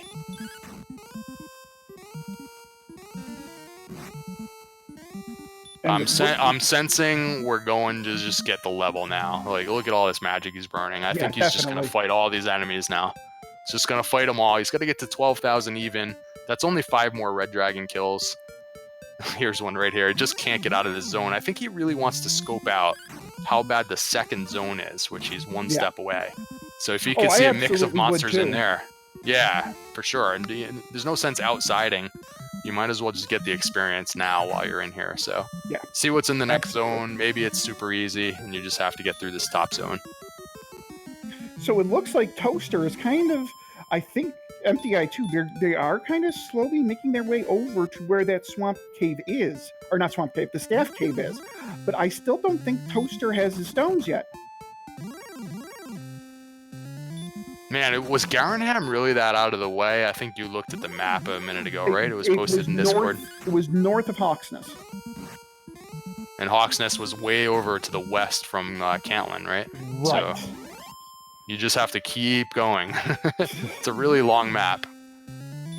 Yeah, and somehow Toaster's missed it a couple times. Emptyeye missed it for a long time too, so I'm not sure if I think he finally found it. But and the Staff of Rain Cave is like on the opposite end of the world from here. It's just well, not really. It's it's on the opposite end of the world from and Garenham. Like from Garenham. I mean, yeah.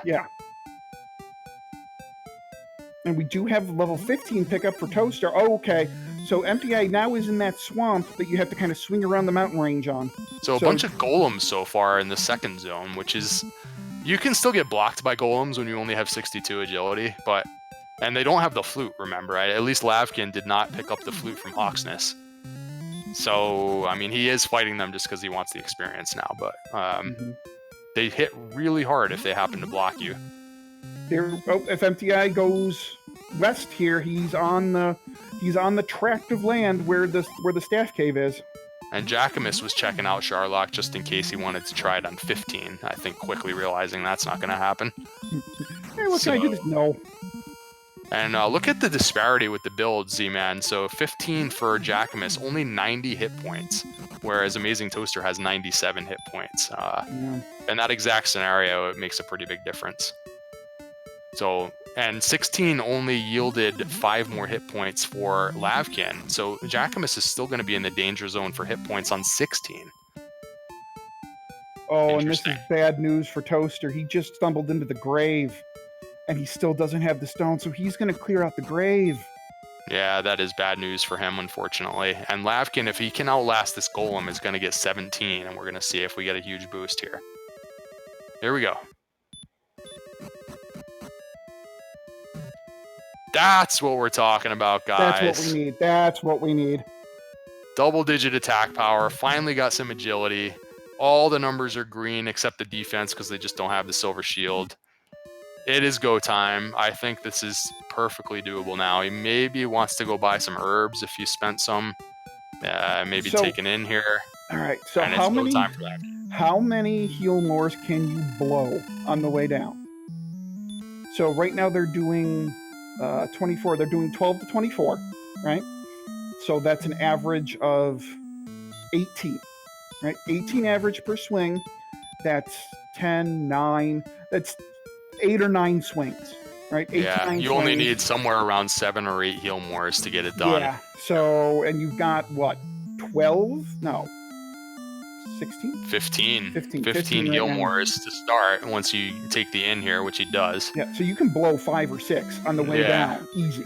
Heal mores, he should be using stop spell all over the place on those enemies. Mm-hmm. And so if he manages this correctly and doesn't get like put to sleep, and there are still some shenanigans that can happen, but yeah, so he tries to cast Radiant on the Armored Knight. That's not going to work. So stop spell successful. He's going to use the stop spell strats all the way down, I predict. And actually, he's going to continue fighting these enemies. The agility did improve, but specifically the Armored Knight and the Red Dragon are still pretty hard to run from. So he is going to fight those enemies with stop spell strats. So, but given his strength, he's going to be killing the Armored Knights and the Red Dragons. Yeah, really good chance of 3-shotting them. Yeah, 3-shotting them. Sometimes 2-shotting, but almost always going to 3-shot them now. So if you land the stop spell so that it can't heal more, and it didn't work that time. So remember, it's 5 out of 16 resistance, but twice in a row now it misses. I think he should try and continue, but he's not going to. Well, he's going to heal more now. That's the problem with the stop spell strats on the Red Dragon. It's fighting while you're trying to stop spell, and he manages to run. So maybe we'll switch to just a runaway strategy here. 74 agility against Red Dragon. So I don't know. A lot of options. He's got, like you said, plenty of magic to burn. And on Emptyeye's side, he did get the Stones of Sunlight, but now he has to go back to Garenham to get the Rainbow Drop. Meanwhile, AmazingToaster dies on the way down the grave. Oh, and thank you very much for the host, Free Enterprise. I would imagine that you guys are now just coming from watching Highway to the Zenith Zone 2, one of their races, and welcome to a double race of Dragon Warrior Randomizer. I am Z-Man050778. With me in the booth is Up to No Good, Up to. Why don't you give our friends from Free Enterprise a little bit of a recap of what's been going on? All right, welcome everybody. So this has been a fun seed. 2 races where they're going on the same seed, but the top 2 runners are racing against each other head to head, and the bottom 2 runners as well. We had a little bit of a tricky level 1 where the castle was near a swamp, which was very much on the edge of an early zone, and it was very difficult for some of our runners to get off level 1 and onto level 2. But once that happens, they had a nice mix of grinding options and early exploration, picked up some equipment, and the story beyond that has been that this map is really super windy and long. There were some really long walks involved trying to stay alive, trying to get those quest items on the far reaches of the world here. And we are nearing the end game now, where Lavkian on your top right screen is trying to run through Sharlock with some pretty difficult monsters in here. Red Dragons have a high chance of casting Heal More, and Armored Knights have the Sleep spell. but he's got plenty of stats to work with, and he's en route to fight the Dragon Lord. AmazingToaster, I think, still needs to find the Stones of Sunlight, so he's been scouring the dungeons, which are pretty much empty in this one. And Jackimus, I think, is just looking for levels. Jackimus is on the agility build, so you have to watch and see if he gets the necessary HP. So lavkian only has 105 hit points on 17. Jackimus might be somewhere in the borderline reaches when he gets there.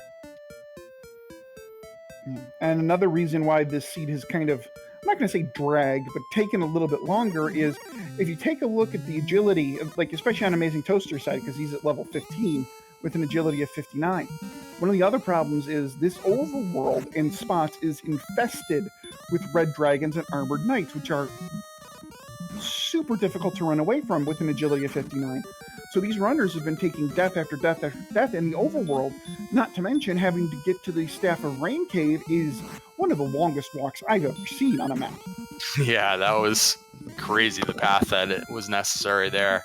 And like you said, there are these enemies on the overworld, but the overworld itself has several bottlenecks in this case, where you have to walk through these narrow stretches of desert with high encounter rates, and they happen to have these nasty monsters, and we don't have the agility to run, so it was a lot of dying going on in the middle game, but we are making it pretty good progress now. Lavkian's got a golem for his mini boss fight. Never got the flute, but the golem doesn't seem to have anything up its sleeve.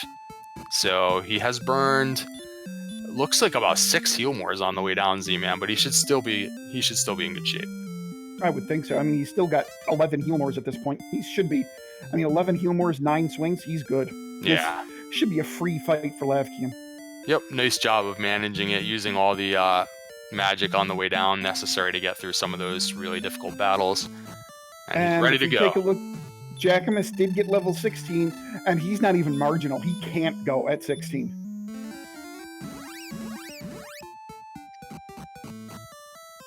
Yep, that's that would be pretty tough. Right now, he's just on a scouting mission because he's almost out of magic. He wants to get, this stairway marks the beginning of the 3rd zone for Jackimus, so he wants to take a peek into all 3 zones to see what the monsters are, to get a good chance of figuring out how much extra he's going to need to come in here with. So he successfully does get a peek in this 3rd zone.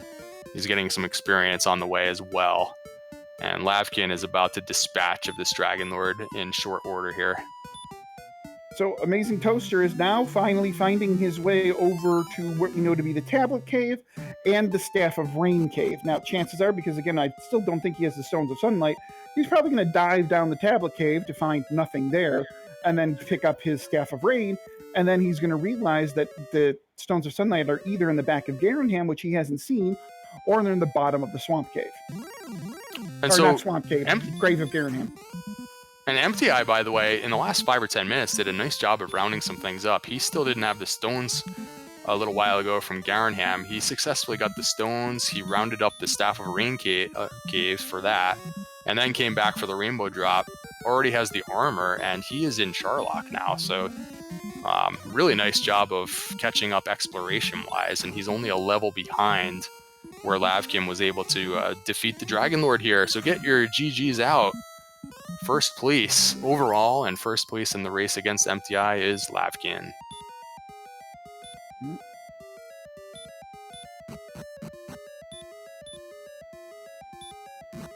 Something tells me he's going to have a lot to say when he comes in here for an interview. I would think so. And ladies and gentlemen in the chat, please get out your GGs. Lavkian has finished in first place in his race with Emptyeye with an official SRL time of 1 hour, 43 minutes, and 20 seconds.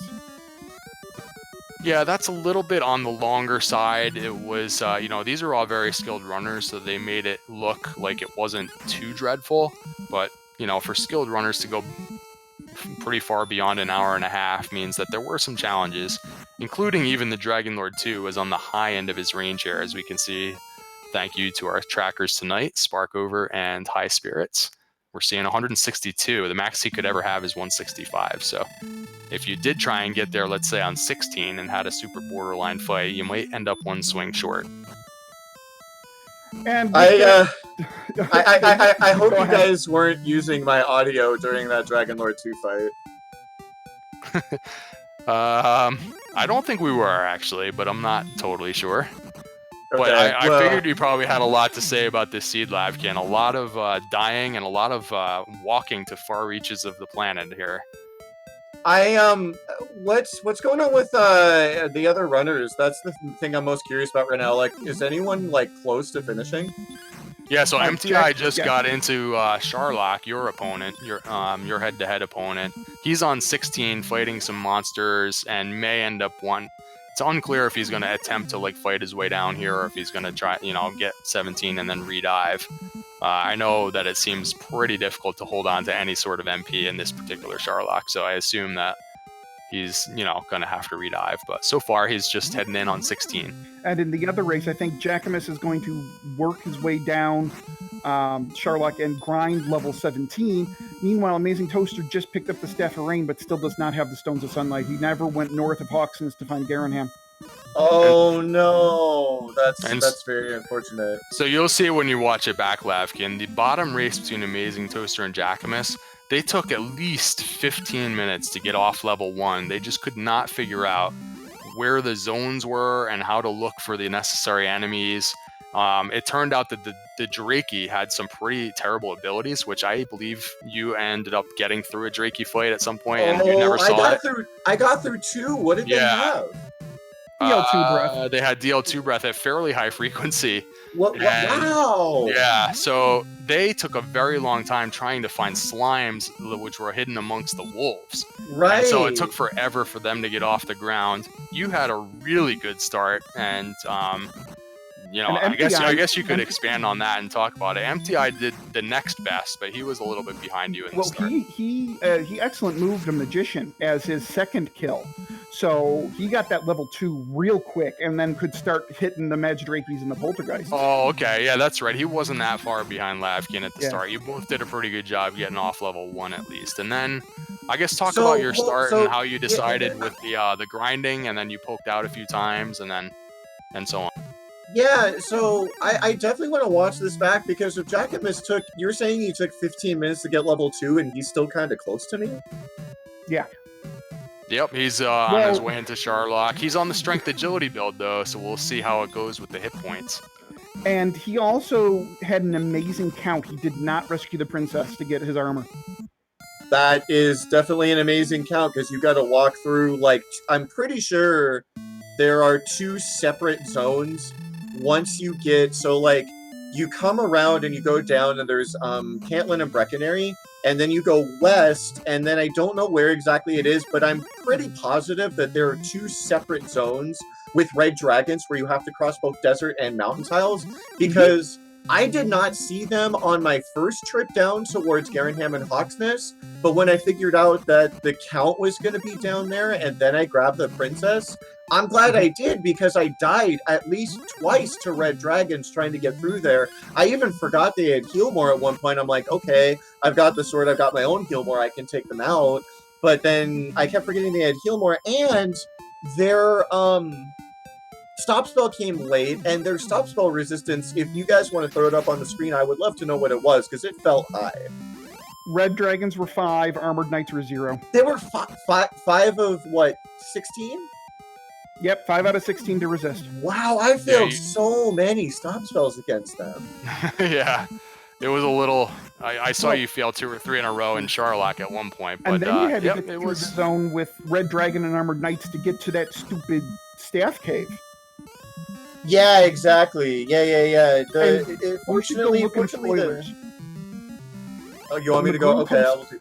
Magru posted the map in the spoilers Discord, and it is easily one of the most insane maps I've ever seen. Yeah, okay, now that I'm looking at it, let's see, where... Okay, so the first thing I want to see... Oh, there's the opposite continent, that tiny patch of lands. And then, okay, wait. Oh, yeah. So there's start, okay. Yeah, that's wild, because so I was kind of kicking myself, and I see now, fortunately, that it didn't actually turn out to be a big deal. Okay, yeah, Hawksness was basically on the left edge of the map. That's what I thought. That's what, once I got the armor and I knew I didn't have to bother with Hawksness anymore, was like, okay, I'm gonna go check the opposite continent for the shrine cave, knowing that I had not seen like literally any dark caves besides swamp, which is so weird. Like this seed easily goes another 20 minutes if you have to do any of the dark caves, and I didn't do any of them. I want to point out an interesting little strat here real quick from Jackimus. He's managed to fight his way down to the bottom zone and he's maintained, well, he's going to use another heal more probably, but he runs away. So he's maintained 105 MP.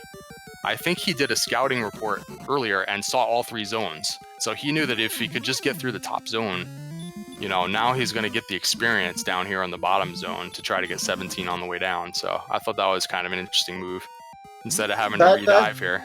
Yeah, no, that's a really heads up play. Shout outs to Jackimus. Like, if he finishes this seed and there's like less of a time difference between me and him, that's like less than it took for him to get to level 2, I'm definitely gonna have to watch that back. That's actually insane.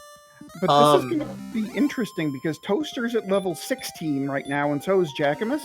But Jackimus is on the strength agility build. So yeah, his strength.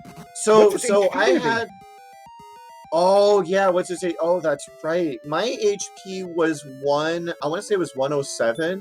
105. So his. Oh, it was 105.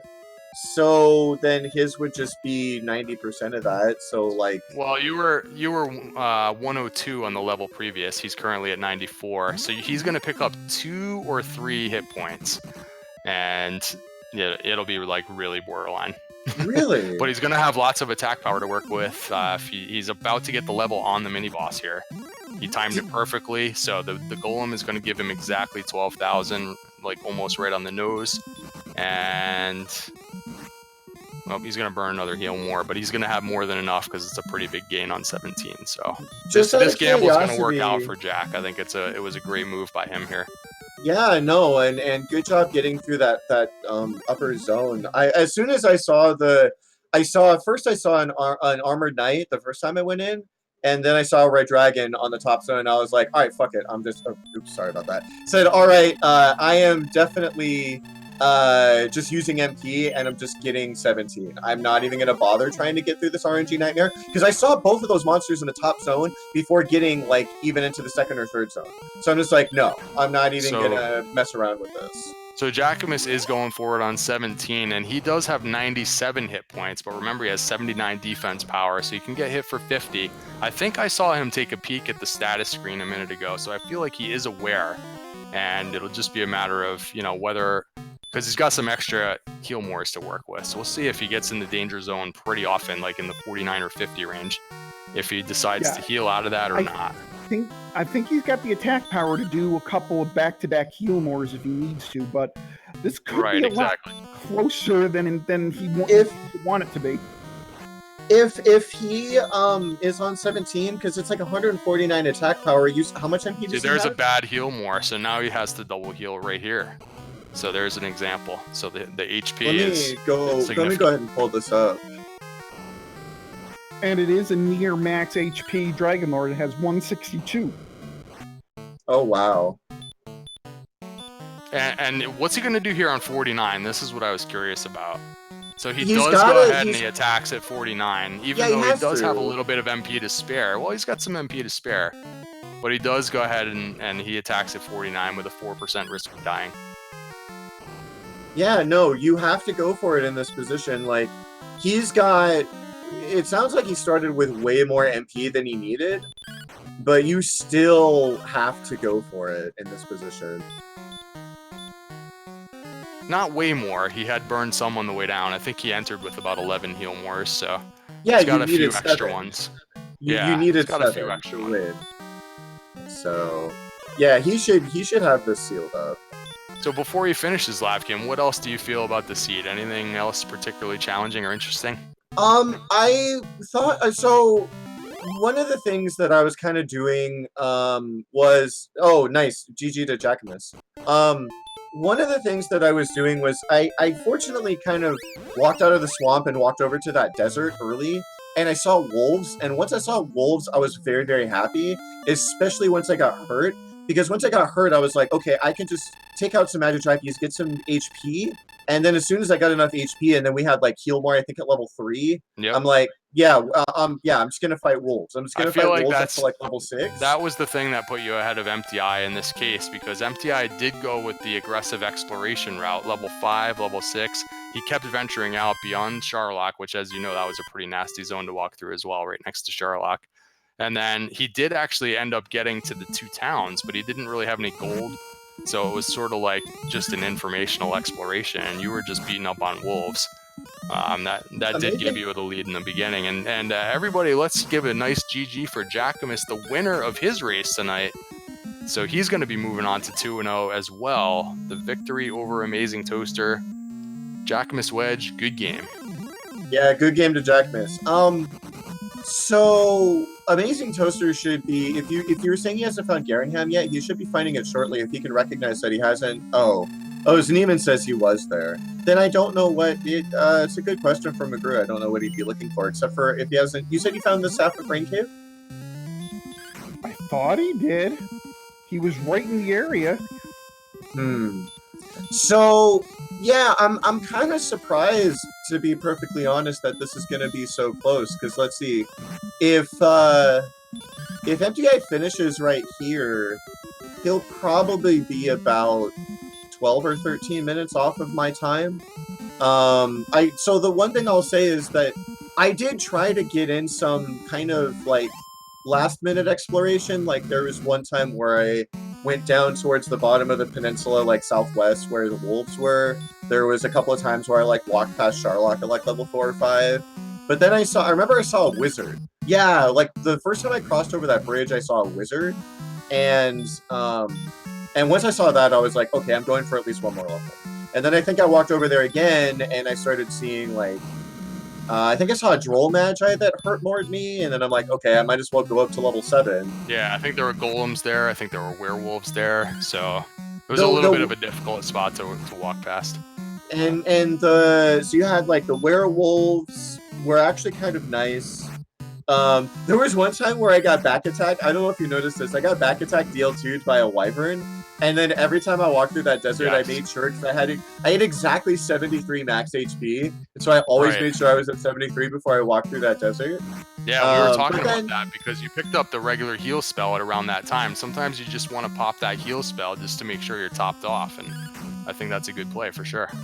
Absolutely. And then the thing that made me like really, really happy was finding that zone just south of Breckenary that was like, it was like knights, and it was knights, rogue scorpions, and at least one other thing that I could just like hurt blast to, I think it was 1500 experiences when we got hurt more. And once I saw hurt more, I was like, yes. No, it was 975, I remember, because it was 975 and we got hurt more, and I was like, yes, I'm going to 1500 right now. There is no reason in my mind not to go to level to 1500, because again, there were knights and rogue scorpions there, and it's just completely free.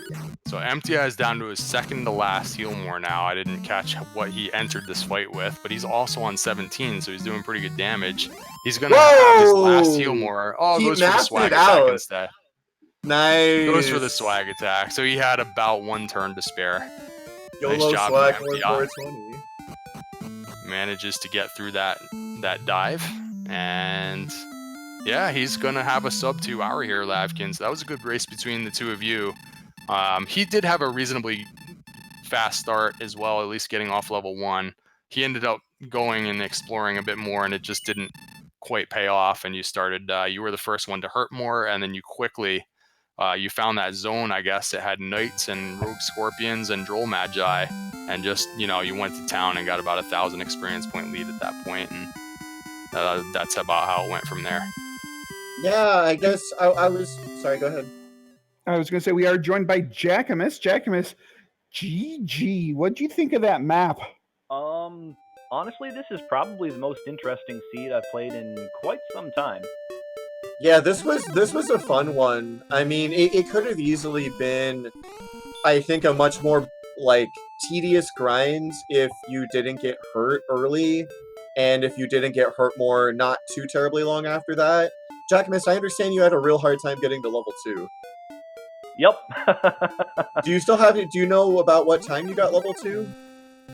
I wasn't running the timer on my stream, but I was peeking at like the clock on my computer and the start time in Hex Chat. It was about 20 minutes in when I got level 2.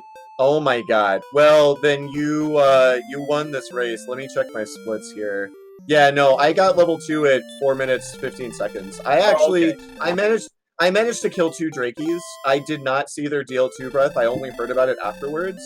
And I killed 1 slime at the very beginning, and then recognized that I was in zone 1 because I kept seeing trolls. And then I went up to those 2 forest tiles in the swamp just to the north, and I saw like 4 Magidrakis, 3 wizards, and then finally I saw a Drakey. And I managed to kill it, and then I took an intentional death, went back up there, found another one, and then I think I did 3 damage and one-shot it. So, yeah. I got level 2 pretty quickly, so I'm glad that you and I weren't in a heads-up race, because you, if you didn't take 20 minutes to get to level 2, you would have beat me. GG to you, man. My hat's off. I gotta watch this one back to see how you made up so much time. So some of that time comes from counting out those crazy coordinates. That's pretty impressive. That was beyond impressive. I definitely got to watch that too. I don't know how you managed to do it through all the red dragons. So the coordinates weren't that tough. My instinct when I saw the numbers was I'm gonna go, see about rescuing the princess, and I killed the stone golem. That was no problem, but I didn't even make it to the door. I got wrecked by another stone golem in a random, and with no outside spell, I would have had to fight yet another stone golem to get out there. So I decided I can probably count this. It was just a matter of looking across the rivers and just making a mental note of where things were. I searched a few tiles that I didn't need to, but that's just because I lost track of my vertical position. But the horizontal I nailed, so it wasn't too bad from there. What is your counting strategy? Do you just count 2 steps at a time, or do you try to count, I know some people try to count the whole screen, but with a count like that, I was definitely going to get the princess. Base 5 is glorious. Always use base 5 when you're counting things. When you're counting money, when you're counting your hands, when you're counting coordinates. Base 5. Can you explain that for those used to the decimal system, please? Well, base 5 would just be, you have 1, 2, 3, 4, 5, and then you'd have 1, 0, which would be 6, blah, blah, blah. Anyway, count by 5. Count by 5 is the easiest explanation I can give. Okay. Count by 5s. Interesting. That's a very, I haven't heard that particular strategy before. That sounds like it helped out with the count. I had more or less the same experience you did. I took the golem out once, and then it was whatever level we had 74 HP at, and when I fought the golem to get out, one thing I actually am not sure of is if you fight the golem from the princess side and run away, does it kick you back to the princess side, or does it kick you back to the other side? I didn't try it, but... I can answer that question. It does kick you back to basically the pre-princess side. Oh, so all you right. can... That. So we have Emptyeye in here. Welcome, and congrats on a solid race. Yes, hello. Thank you. Sub 2 hours on a challenging seed. What'd you think about it? Yeah, so, well, first off, GG lavkian. GG. So yeah, as you said, a challenging seed, and I feel like I had some bad luck early on when I got sniped one step from what turned out to be Rimildar. And I actually got a couple spots of bad luck. The first was that. I don't know if I had money to buy keys at that point anyway, but nonetheless, once that happened, it took me probably about another 10 minutes to successfully get to Rimildar. And right at that point, I was like, oh, there's no way I'm not behind. Yeah, in that mid-game, there were a couple of little gauntlets you had to go through. There were bottlenecks on the map where you just had such low agility. It was like some of you guys just got sent back to the castle 3-4 times in a row, it seemed like, before you could make more progress. So I think that happened to you a few times. Yeah, definitely. And then the second thing was, once I got to Rimildar, I had enough money for exactly 2 keys. And I was like, great, what do I do now? Do I open the chest and gamble at its gold? And I opted not to. I took the 2 keys and bailed out, and later came back and it turned out that the chest would have been gold. I still think that's a good play, personally. I didn't have to make that choice. I just had enough to buy 6 keys when I got there, but I think that's a good choice. Yeah. So let me just let me go back to Jackimus for one more second, because you made a comment that it was the most interesting seed that you'd played in a long time. It was. So can you expand on that? What made it interesting in your mind? So, something that was neat about this map is that it kind of stayed true to the original game, where that the monsters got worse and worse the further you got away from Tantagel. Like, honestly, the most difficult and probably luck-based part of the seed, unless, you were over-leveled, was the very, very long walk to the Staff of Rain Cave, because you went through a ton of zones where it seemed like the only enemy that would attack you were red dragons. You know what's funny about that? I'm not sure what your entire experience was like making that trip, but I fought a red dragon somewhere in the southeast corner, and I'm realizing that there's like a huge expanse of nothing here, and the Shrine Cave could be anywhere in this zone. And I fought a red dragon, and the red dragon left me with like 1 MP, and I popped all my herbs, and I walked around for probably another 10 minutes before finally finding the Staff of Rain Cave. And after fighting that red dragon, I saw nothing but, I think it was like Shadow Knights, Knights, and Wolf Lords. So that's actually a very interesting observation, but the zones that I was walking through when after fighting that red dragon and then kind of going north and being like on the same horizontal plane as those 2 caves, again, I saw nothing. Like, I made it there my first try because I just I got a whole bunch of experience along the way as well. So let me just interrupt you for a second, because let me just interrupt 1 second, because we had AmazingToaster in Charlock, and during his dive, he took a death and has now forfeited from that particular race. So that wraps up that second race. He already had the news that Jackimus had finished. Doesn't seem to want to redive, so we'll see if he wants to come in and join the party here. So, question, what was the stop spell resistance on red dragons anyway? 5 of 16. It was 5 of 16. I don't believe it, but they told me it was 5 of 16. Okay. It couldn't have been that high. It was landing pretty consistently by the time I actually wanted to fight them for experience. It missed the odd time, but it couldn't have been that high. I missed at least 4 times in a row in Charlock. I was so mad.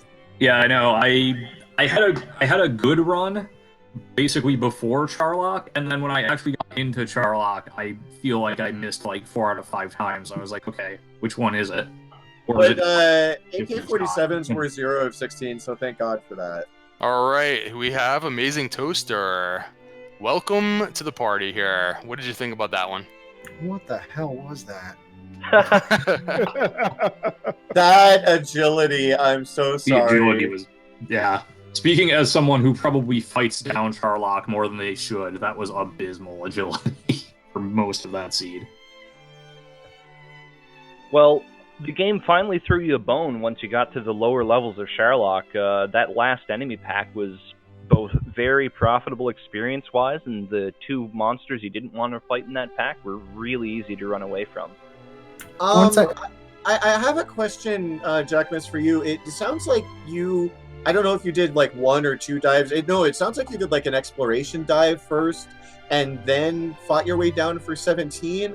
The first time I walked into Charlock, I saw a red dragon on the top floor and an armored knight on the second floor. And so I was like, okay, I have to get through these first 2 zones. And as soon as I saw those 2 enemies, I was like, I'm just going to spend MP and fight my way to 17. I'm not even going to bother trying to go all the way down because I want more stats. But it sounds like you took a different strategy, and I'd like to hear you talk about that a little bit. Well, the thing is, I was still gaining levels on Charlock, but I was, basically just pushing to get as far as I could to just kind of get more information about the dungeon. So, I see. Like the first 5 enemies I saw in Charlock when I first got in there at level 12 or something, they were all red dragons, and I'm thinking, oh, great, this is going to be, fantastic. But, a couple of attempts later, there was just, fight till you die, whatever, get as far as you can. I mean, you're going to need the experience anyway. The hit points are still in the 70s, Yep. Level 12. That's crazy. I think it was. I think that's impressive. I think I was level 15 or so when I finally got to the 3rd enemy pack on the we call the floor the barracks, that little U-shaped one there. Oh, And then yeah. all of a sudden, it's just like, oh, there's wizards and axe knights and green dragons, or not green, sorry, blue dragons. Yeah, like, they're yeah, blues. this is doable. And then the other enemies are, well, you could beat a stone man, but I don't know if you want to. And the other enemy is just, oh, it's a golem. I mean, they hit hard, but, you know, like stone men, they're not difficult to get away from. So it's like, oh. So if you can survive the first couple floors, you can do a little bit of fighting on the way here. And that's kind of how I polished her off there. I was like 12 or 1,300 points away from a level on my finishing the game dive, and I just ran from everything till I got to that last enemy pack and Gotcha. fought stuff until I got to 1 kill away from the level, which would have been the golem on the mini boss tile. And then it was just like, all right. I mean, like I was gonna fight the Dragon Lord no matter what, but level 17 was just. It made it free. It was just stupid. It took it from, you know, I don't know, maybe kind of sort of looking thing at 16 to, oh, well, this is just completely free, so whatever, let's go. So Jackimus, it sounds like you didn't bother with the swamp, the stone man, the swamp cave at all, because I put everything together at 15. And then I fought the stone man for 16, and then I went into Sharlock, got 17 on my first dive, saw the stats, outsided, went back and won. That's what I did. But it sounds like you just entirely got levels from Sharlock from 12 on. It's usually not a bad idea. I mean, it can be really helpful to know what the 3 different enemy packs are, so you have an idea of how many resources you need to get down there, and knowing what the mini boss is, if you need to set aside a heal more or a stop spell. You know, just to kind of know what you need in reserve after that to fight the Dragon Lord too. Wild. I'm definitely going to have to watch this back. It sounds like I'm going to learn a lot from your I don't want to disappoint you too much. I mean, it's Dragon Warrior, so it's not too hard to follow, but I'm on really bad internet here, so I was probably streaming at like 5 frames a second or something, so, you know, don't mind the lost frames, but you should basically get the gist of what I did there if you watch her back, I guess. Gotcha. I think we barely heard from Emptyeye or AmazingToaster. I think we've taken up a lot of time here. Yeah. So I'm sorry, I'm a wordy bastard. That's my bad. I want to hear more from these guys too. No, that's all right. For me, the most interesting part was kind of the mid game actually, because as you mentioned, there were kind of those gauntlets of enemies that would, you know, if you didn't get through them, you'd get sent back to the start. So in my mid game, I'd gotten sent back a bunch of times, but I had choices on like what to do or where to try to explore, and I had to kind of figure out what was, you know, the odds-on play, if you will. I got halfway through Mountain Cave and got sniped, so I was like, well, okay, that's 2 chests I'm gonna eventually have to go grab, maybe, possibly. Oh yeah. Sorry to cut you off here, Emptyeye, but I want to ask here because there were 3 different caves that I went into and just hit stairs right away. I never took a step in Erdrick's Cave,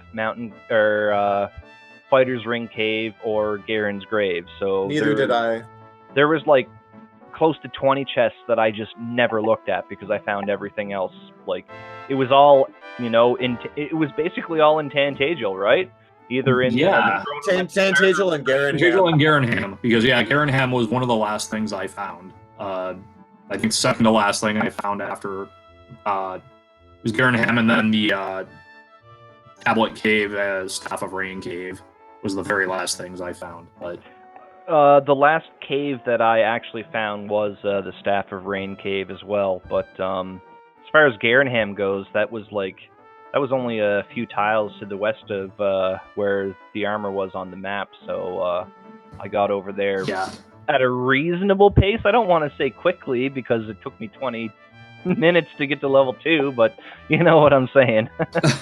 Right, yeah. Reasonable enough. So I should feel fortunate for only taking 18 and a half minutes? Yeah. I honestly think you and Jackimus both would have beat either of us, because it sounds like Emptyeye, you had a pretty. I think I heard you crit a magician. I killed 2 Drakies and I never saw their DL2 breath. So we both got to level 2 way before either of the other 2. Oh no, I got savaged by Jackies many times. Likewise. It took me forever to wow. find enough slimes to get that 5th experience point. Yeah, I did not see Dragon Lord breath or any breath on the Drakis, I don't think. But yeah, I killed one, and then I fought the Magician, and I was like, let's see, maybe we get the lucky crit. And sure enough, I got the lucky crit. Trust me, they had DL2 breath. I will trust I you. believe it. What? I can we, trust can you, we buddy. Get I the, saw that a few times. Can we get the percentage on screen real quick? I'm actually really curious. For the Drakis, I wouldn't mind knowing too. I gave up I'm on curious now them myself, actually. Yeah. kind of quickly, It had to but have been at yeah. least 50%. Pretty sure it was Yeah, 50. I think I remember 50%. That's a really interesting like statistical variation where half of us saw it and half of us didn't. That's kind of wild. I guess Small it makes sample sense if it's sizes and all that, 50%. Just like right on the line there. It's pretty crazy. And you guys, I think we're doing 1 to 3 damage. Would you start with 9 strength? So 1 to 3 yeah. damage against the 9, Drake. yeah, 9, 11, one of those, You yeah. could 2-shot it if you got lucky, but if you had to take 3 or 4 turns, you were probably going to get fire breath. Yeah, I think Yeah, I don't know. Yeah, I think I- I turned my first Drakey, and then It was 9 strength and 7 agility to start. Yeah, I took one out, I think, in 2 or 3 attacks, and then took an intentional death because that got me to 4 experience because I killed a slime. And then I'm pretty sure the second one I just whacked it for 3 and killed it with 1 shot. So To be honest, some of me taking 20 minutes to get to level 2 is my own fault because I was a little stubborn and, thinking I got a decent enough shot to 2-shot a Draki, and they're probably easier to find than the slimes, but no. I mean, you lose a bunch of hit points walking through the swamp, and then you have to run away from Magidrakis and Magicians, and that's kind of hard when you have terrible agility. And no, I killed 5 slimes. Took 20 minutes. It was fantastic. that's a tough thing to have to do. Like Yeah. I commend you. I commend both of you for staying sane through that. Especially with the wolves that would back attack you and just smack you into the ground right away. Oh yeah, there were wolves down there with Yep. the trolls too. yeah, there were Oh, wolves my and goodness. drolls, yeah. But luckily, by the time I really wanted to... We got hurt pretty early on, as I recall, so... Yeah, I think level 2. Yeah, hurt was so at that level helped. 2. It That was was, the yeah. only saving grace. Because I got hurt after killing the second Draki, and then I immediately one-shot a Magidraki to go to level 3 like seconds later. Oh yeah, So- those early levels exploded once you got to 2.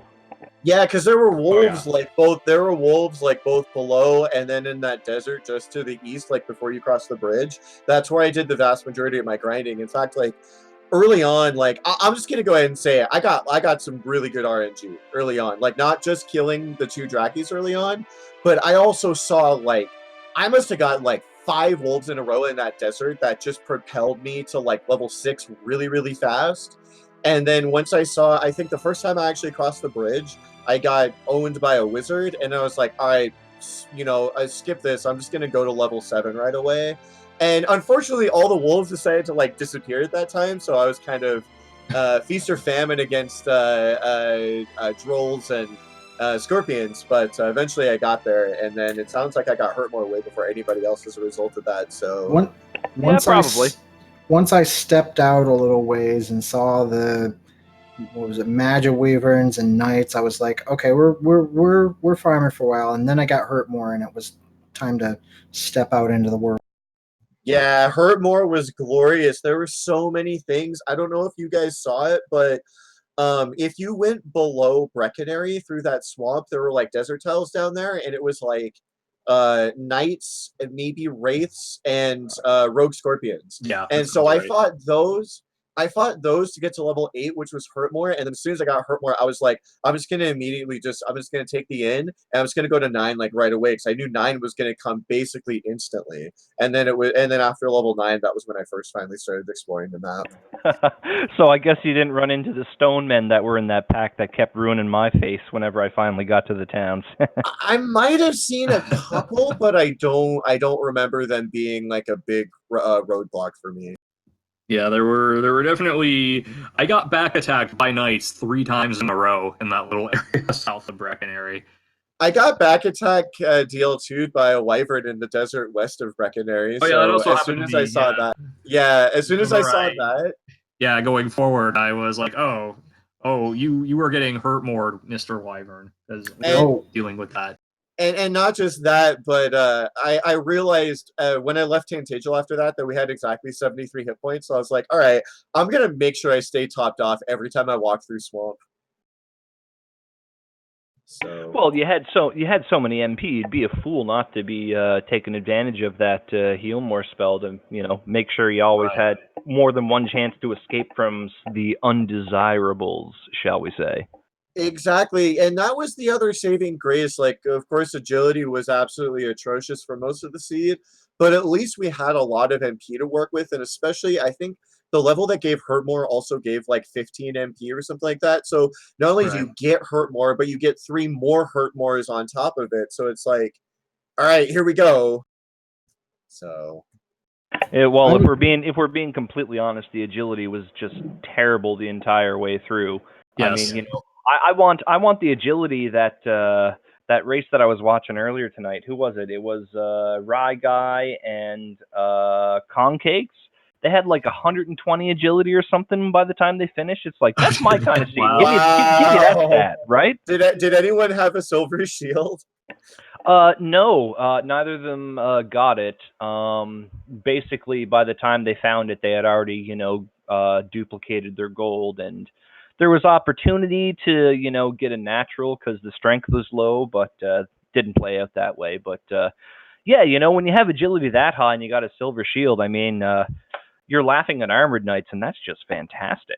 You're almost defense breaking DL2, I think. I don't know what the exact map No, is there, but you can never defense break DL2. You can take a lot of sting out of his attacks, but you can never defense break him. I thought 140 would actually do it. No, the highest agility in the base game at level 30 is 140, which is exactly enough to defense break red dragons and golems. But Okay. DL2 has more attack than that, so no, I see. not gonna cut it. Oh, well, that's interesting to know.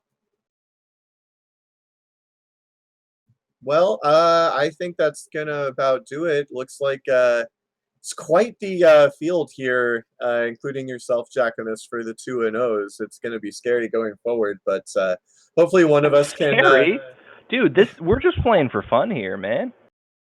Well, yeah, I'm trying to win, so. But well, I mean, you've done well so you won far. tonight. You won tonight, buddy. So whatever you tried to do, you done good. yeah, I was just trying to finish out of spite, but when I saw the top layer, I was just like, screw this. Yeah, that was a brutal top layer of Charlock, especially with the awful agility. Luckily, the level 17, gave you a bunch of extra MP, which was good because I was like, good, I have heal mores to burn on the way down. Yeah. And I don't know, I burned them on the way down. I don't know if this is something that can be checked with the tracker or anything, but I'm kind of curious as to what the first enemy pack was in Charlock, because in my, repeated attempts through, the only enemies I saw in the first pack were red dragons and golems. So there were AK-47s in there. There were green AK-47s, dragons there were and wizards. wizards. Awesome wizards. in the first pack? Yep. Yep. Okay, then I just got an unlikely result. So go figure. Yeah, it sounds like you really got the raw end of RNG out of the 4 of us, because there were definitely, like, I'm pretty sure it was red, green, wizard, AK, and one other thing. So Yeah, but even when you get the raw end of the RNG, I mean, I don't think it's something you should complain about too much. Like, I always like to say that this is a gambler's randomizer, and I stick by that. Like, there's like the strategy for Dragon Warrior is not terribly complicated. There's definitely a few little sneaky plays you can do here and there, but for the most part, I mean, you're just rolling dice. It's you against the game, man. Are you going to escape? Are you going to get that crit when you need it? Are you going to land that one in that friggin' 1 in 8 stop spell on this one guy, for example? I mean, it's nothing ventured, nothing gained, right? And when the game just ain't giving you no breaks there, you can't complain about it. All you can do is just endure it because, next time you do a race, the game might just give you all the breaks in the world. You might 3-turn kill the Dragon Lord, 3 hurt mores in a row, bam, bam, bam, thank you, ma'am, and all that, You never know. Yeah, I mean, this time around, I mentioned that I explored all the caves and basically came up empty. And, that's just kind of, if you will, payback for my week 1 race, where I went to the top floor of, I think, either mountain or grave, one of them. Saw a red dragon, died. It said, well, I'm avoiding that for as long as I possibly can. And it turned out I never had to go back in there. So, it all kind of evens out in the end. So I can't do too much. Yeah, it does. Just for the record, I will say that the 15 minutes between myself and Emptyeye doesn't say a whole lot other than I definitely got, I would say in both this race and my race against Demarine, RNG went my way. And so the time difference does not kind of like indicate much other than that. So GG Emptyeye, GG Jackimus. Good luck to everyone kind of qualifying for playoffs. It feels really good being 2-0 because I've got a pretty good shot at actually making the bracket, like locking my position in the bracket. I'm gonna go ahead and get out of here. All right, just a quick note. Silver, my wife also says GG's everybody and says hello. Oh yeah, and shout outs hello, to my mom. Emptyeye's wife. How you doing, bud? Hello, Emptyeye's wife, and shout outs to my mom. She was in the audience watching. Oh, that's awesome. Hello, lavkian's mom. How you doing, bud? Have a nice night, guys. Good night. All right, yes, I should probably head to bed or at least start winding down for bed here. And we should probably getting out of here after that lively discussion, which we really appreciate. It was really enlightening. We were, I'm sure we were still, still everybody in the crowd was probably really interested by what you guys had to say. A lot of real good points there. Hey man, there's a lot of good words coming out of us humans' mouths, so everyone who stuck around did themselves good. Exactly. Yes, thank you to those who did stick around. All right, up to any last words before we log out of here for the night? Before up to NG has some words, I have some final words for everyone. Go for it. Let's go, Bruins! I felt like I saw that coming. I'll just quickly, thank everybody working to help make this happen behind the scenes here. The tracker, commentators, restreamers. Without them, you don't get this hopefully enlightening discussion and, fun 4-way 2-on-2 race. Absolutely. Well, it was highly entertaining all the way. I think you guys displayed a lot of skill in what turned out to be a fairly challenging seed, and we appreciate the display, and good luck in your next races. Indeed. Thank you very much. All right. Well, speaking of next races, we have a rather full day planned tomorrow. Tomorrow at 12 noon Eastern Time, we have Ikbenaya against Much Paranoia, which will not be restreamed, but it is occurring. Fast forward later in the day, we do have the Hangry Canuck versus Nitsky 1 at 8 p.m. Eastern Time. At 10 p.m. Eastern Time, we have Mr. Holmes against some Z-Man guy. A half an hour after that, at 10:30 p.m. Eastern Time, we have Monsieur Slime versus Archfield Monk. And then rounding out the night at 11:59 p.m. Eastern Time, we have 2 races. We have Lord of the Synth versus Vrayless, and we have Brysulf versus Ness Cardinality. So we've got an entire slew of races for you guys tomorrow night. So I really hope that you tune in to at least some of them tomorrow night. I'm sure some of those races will be really good. Up to anything else before we get out of here for the night? Yeah, that's it. I guess there's only one race after that. I guess the following day we'll have Silverfire and Angel FM, and that's going to do it for week 2. So we'll get to see, things are starting to shake out once this is over with. We have people at 2-0. We have a whole bunch of people in the middle of the pack at 1-1. A lot of, we have 5 rounds total in Swiss, so a lot is left to be determined here, and things are heating up. I think this tournament's going quite well. Absolutely. And before we sign off for the night, we do absolutely need to thank our 2 trackers, High Spirits and Sparkover, for doing such an amazing job at tracking this race. Thank you to Lord of the Synth, our restreamer. So I guess until tomorrow night, I'm Z-Man 050778, and for my co-commentator up to NG, have a great evening, everybody.